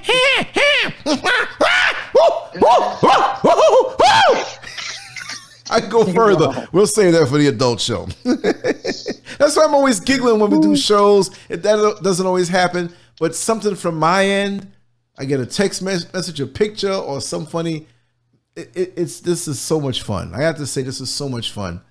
I do have some integrity. I'm not going to sit there and say, well, this person said this, and that. But from this end, you never know. Being connected to the world like this, you never know. And it's always something to laugh about. There's sometimes I'm in the street, I'm in the store or whatever, and I'm just sitting there and I just bust out laughing. People look at me like, is he crazy? That makes me laugh more. Sometimes I have to listen, let me tell you something. It all started here. Listen, you don't know me, but I do this thing on the internet and I have to explain everything. And then when oh man, I would crack up too. It was, it's just a heck of a journey. And this is the way you have to use the whole cyberspace and social media. I'm not saying they have to do it like me. I'm just saying, let's be human. Let's relate. Let's make each other laugh. Let's help each other to heal. Let's take each other's minds away because we know the amount of stress that's waiting for us outside the door in this system as melanated people in this world. So in the trenches, when we have a chance to talk, at least whatever's needed. Sometimes you don't know what you're going to eat that night until you cook it. For those who cook, they say, well, I want this, I want that, I want that. So whatever it is that you need, you can come in and get it. Or like I said, text us, call us, email us and say, hey, do a chop up on this, because once we cover the initial topic, we will go into extra bonus beats, so to say, you know, like the DJ, you know, that other side, it's just bonus beats. It's just instrumental, and you can, you know, so let me run out of here because I'm talking about food and Big Macs. I'm not going to eat a Big Mac, but I do want to eat. Yeah, see, I think the whole chat right, is talking about food. Everyone's kind of piped in the different things that they're going to go eat. Right. Since you brought up the Big Macs and stuff, you got us all kind of remembering that, yeah, our stomachs are ready. Yeah, you know, I know mine is. And I know I'm going to put a hurt in that kitchen. Mrs. Scurv left some things. So when I get that energy back again, I will be back later on. Maybe we'll get Queen V or whoever else. I know you'll be resting, but I know you'll probably be in the chat room. And if you want to come on the show, we'll do it again later on. I still haven't forgotten about reading off the books. Still haven't forgotten about the list, even though I didn't have time this weekend because I was running so much to sit down and jot it down, but I still will do that. I also want to say go to Melanin Envy and register and do it on the computer. You know what I mean? And I'm going to start getting there and putting some things up that I'm not telling anywhere else that you have to go there to get, because we can go there uncensored and have our conversations and get all these articles. Also, for those who have websites that they go to that they like news sites that deal with the black agenda, I want to know what it is, because I want to RSS feed those into the Melanin Envy so you can get all these different sites in one spot down to the minute. And the way it works basically is that when that particular site posts a new story, it automatically goes the exact same second to my forum. And under Black News, it's like a lot of them. Even right now, if you go, you're going to see things right up to date.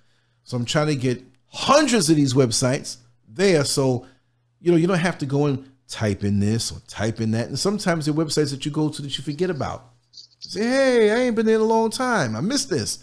Well, there, it's not going to happen. It's a collective and different forums, different areas, different with members, and it's a wonderful thing. I just wanted to expand, so we'll do it. Which Queen V, she knows me well. Queen V, yeah, go ahead, Sister BL. And on top of that, I was going to add a Melanin Envy for those of you who are already registered. If you would go ahead and go in and just update your profile. Put some pictures in there if you can. Fields. Yeah, you can upload a picture. We'd love to see what everybody looks like. Update your profile, especially with your location, because we're working on grouping everyone based on their location, so that you can see all of those people that are in your state or your region, and you can connect directly with them. You can send them friend requests in there, and you guys can message back and forth privately that particular forum. Yeah. Yes, and we don't see it. I mean, I don't know. There might be a way to see. Who knows? We ain't got that far. We're not trying to really look at your messaging, but you can have them on your friends list within there. There's also a folder in there, or forum section in there called Skills Exchange, I think I called it. And that's where we'd like people to go in. If you have a particular skill, if you have a license in a particular field, or just a hobby that you do well, post it in there so that we can start bartering and trading with each other, using each other's services. If you're a mechanic and you're in the Orlando, Florida area, hey, well, you know what? I work on foreign cars and been doing so 10 years, et cetera, et cetera. Here's my number, whatever, so that we can start utilizing each other instead of patronizing some of these big people, whatever, that ain't giving us no money back. And as well, we have the book list, the book reading list that is it's out there. It's not populated yet, but it will be very soon in the next week or so. Participation. The book list of, exactly, as well as poetry section. Since the spoken is going to be, we've got a section in there where she's going to be adding some of her poetry. So, make sure you sign up. Make sure you know your ID and password. Do it from a computer, not a mobile device, as Lance mentioned. And because remember, YouTube is not going to be forever. And we still want to be able to maintain connections with each other. And we have a little bit more control, if you will, over the content that's over there versus what's here on YouTube. Right. Definitely. That's it. Brilliant. And make sure to download the Landscape app. Let me put the link to Mel. I'm going to put the link to Melanin Envy in the chat. Definitely. A lot of people are asking, where is it, what is it, et cetera. So I'm going to just drop that link in there. Yeah. And you guys can click. If you're on a PC right now, you can click over as soon as we get off. And afterward, they can go on the phone. But to register, Yes. it goes through better. You won't have any problems. And Because there is a security question right. that tends to get lost if you do it from a phone. So Right. that's, people tend to get hung up on that security question. Mm-hmm. And sometimes, like I said, that security question may be a little tough to get past. I'll help out whoever wants to help get in, because I can bypass that myself since I'm the administrator. But it was only put in there because on those platforms, they have a lot of bots. To explain what it is, bots are automatic viruses they're not a virus per se, but they'll drop messages in on your forum to sell things, and they're programmed automatically. You have hundreds or thousands of different messages on your forum, and you're like, wait a second, I didn't put that there. And the reason for that is that they can use your bandwidth, your server that you're paying for, to push their ads. To market their stuff. Yeah, and they blast out. And it may be not many sales they make or whatever, but it may be about clicking on the ad and getting Google money or whatever. It's a lot of things out there. So we had to make it where you could not penetrate, but we did too good of a job. But to drop you, and still, I had 1 or 2 messages get through. I'm like, oh man, they're finding a way through. But it was just a random thing, right? So that's how that works. It's like taking a handful of sand and throwing it at you. One of them grains got to hit. That's the way it is. So that's just the very nature of, but it keeps it safe. Your information's safe. There's nobody that's going to hack it. We have several barriers over that, and I'm on that big time. And I have my buddy there who keeps up with that and works on stuff. So and when you have any work that you want to put up, whatever, you can put it there and have people share it, and or you share it and have people see it, links and different things. You can do everything on Facebook. Exactly. The same thing that you can do on Facebook, you can do right there. So also, and it's our forum. It's not YouTube's forum. So again, we have the autonomy that we want to be able to kind of talk the way we want to talk and have our content. We don't have to worry about them censoring so much and stuff like that. So Oh, there's no censoring. You know what I mean? But also, I'm gonna drop the address for the app.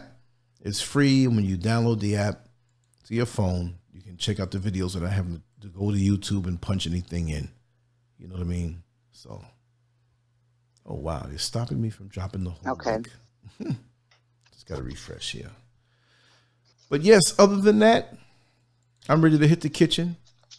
I know many of my family here ready to do the same thing. Oh, they're not letting me down. There's something going on here. I'm the one who owns the channel, but they're not letting me drop a link. So we'll do it this way. I'll take off the HTTP. See if that works. Okay, there it is, but it didn't come out as a link. So copy and paste that part right up from Lance Curve to the end. And if you haven't done it already, just download the link. And you can take pictures on it too. There's a little selfie section there. More participation. Okay. So listen, my mouth is getting dry. I'm about ready to go and get something to eat. So we're gonna do that. Okay. All right. Oh, let me switch the account. How did my account switch up? Crazy things are happening. And I want to thank everybody for subscribing. Yes. We just passed. Thank you. I appreciate that. We just passed 85,000 subscribers. It's pretty cool. And again, I'm not into the whole, but it's pretty cool. It's pretty cool. How about that for that boy from New York City? I said, how about that for the boy from New York City? Right? That's what it is. I think I can drop this in now. I think I had to change. I think I had it under the wrong email account. Here we go. There it is. It's a live link you can click on. Sorry to flood you all with all of this stuff, but you miss it. It goes on up and you can't get it. Anyway, listen, I'm not playing no more. I'm gonna go get something to eat. All right. So thank you, Sister Video Carter. We'll talk. Take care, and we will catch you all on the next one. Yes, we're gonna get something to eat. Yes, we are.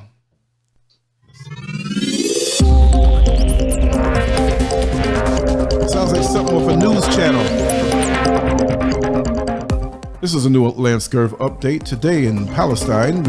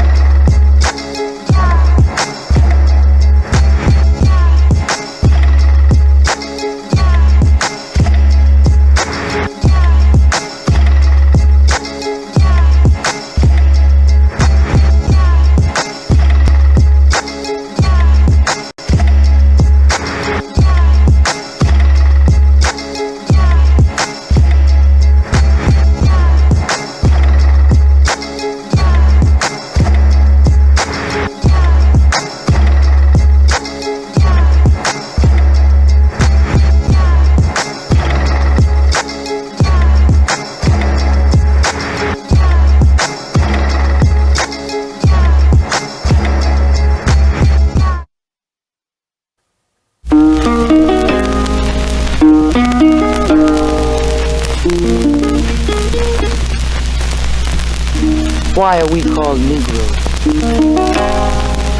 Why are we deaf, dumb, and blind?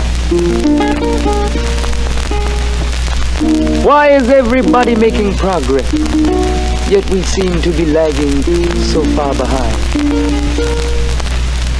Why are we mistreated? Why are we in this condition, stripped of our name, our language, our culture, our God, and our religion? Here in America, all of our religious training has been gotten by the preacher. He has told us of a heaven way up in the sky that we can't enjoy now, but rather after we die. But all of the years that we're living, for us there's nothing but hell, pain, torture, and misgiving.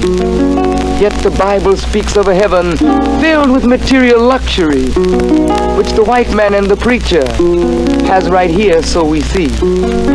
So my friend, take it for what it's worth. Your heaven and your hell is right here on this earth.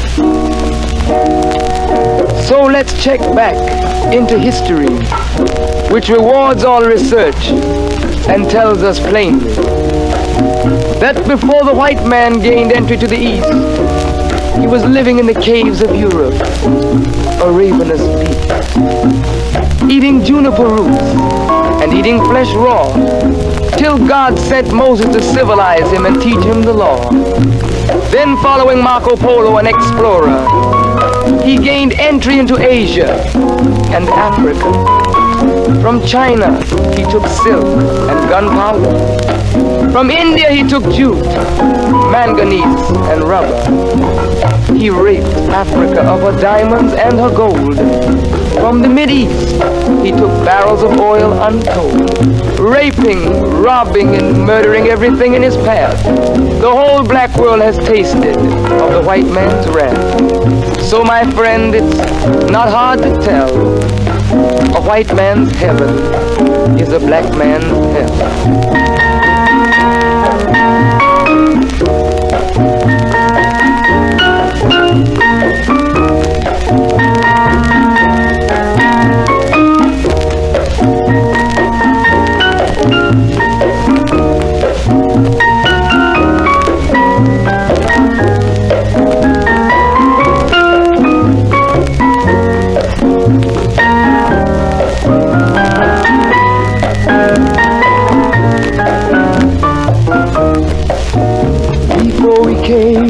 To America, we were living in the East.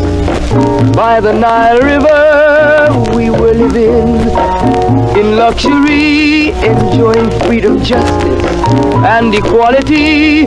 We wore silken robes, slippers of gold. We were the wealthiest and the wisest people, I'm told. Now we are the poorest of the poor. Nobody wants us at their door. So, my friend, it's easy to tell.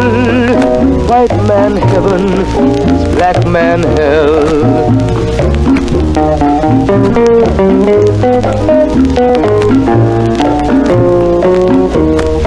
When the white man came to America, he told the Indian, I am your white brother. He said, red man, I'll treat you the best. Yet and still he pushed the Indian further west with his white woman and firewater. Tricks and lies, he stole America. The original owner of this nation is cooped up on a reservation. So, my friend, it's easy to tell. White man heaven, black man hell.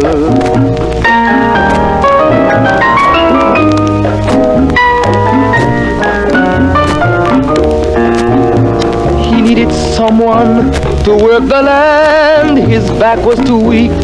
He needed you, black man, so he commissioned Sir John Hawkins to commit the world's most grievous sin, to take a man who's born to be free and bring him down to slavery, to sell a man as merchandise.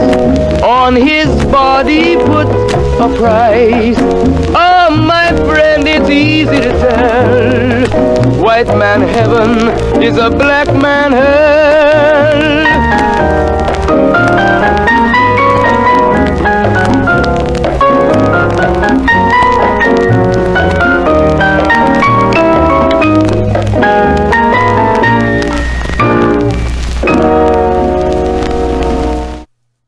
Thank you once again for being here and spending all the time here with us.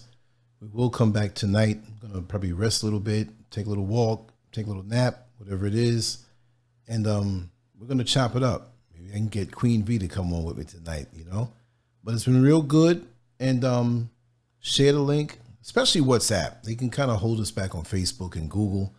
But share it on WhatsApp if you can and get it out of the country. Get it international. You know what I mean? This is something that you can listen to when you take a long drive, or for the truck drivers that are out there when you're on the night shift. Anyway, I'm slurring because I'm so hungry. So I'm going to put a hurt and I'm going to commit a few felonies and assault the refrigerator and the stove. Mrs. Scurf, thank you for being there. And thank you for, there's someone calling me. Oh yeah, I got to take this call. You take care, everybody. Yes, my dear.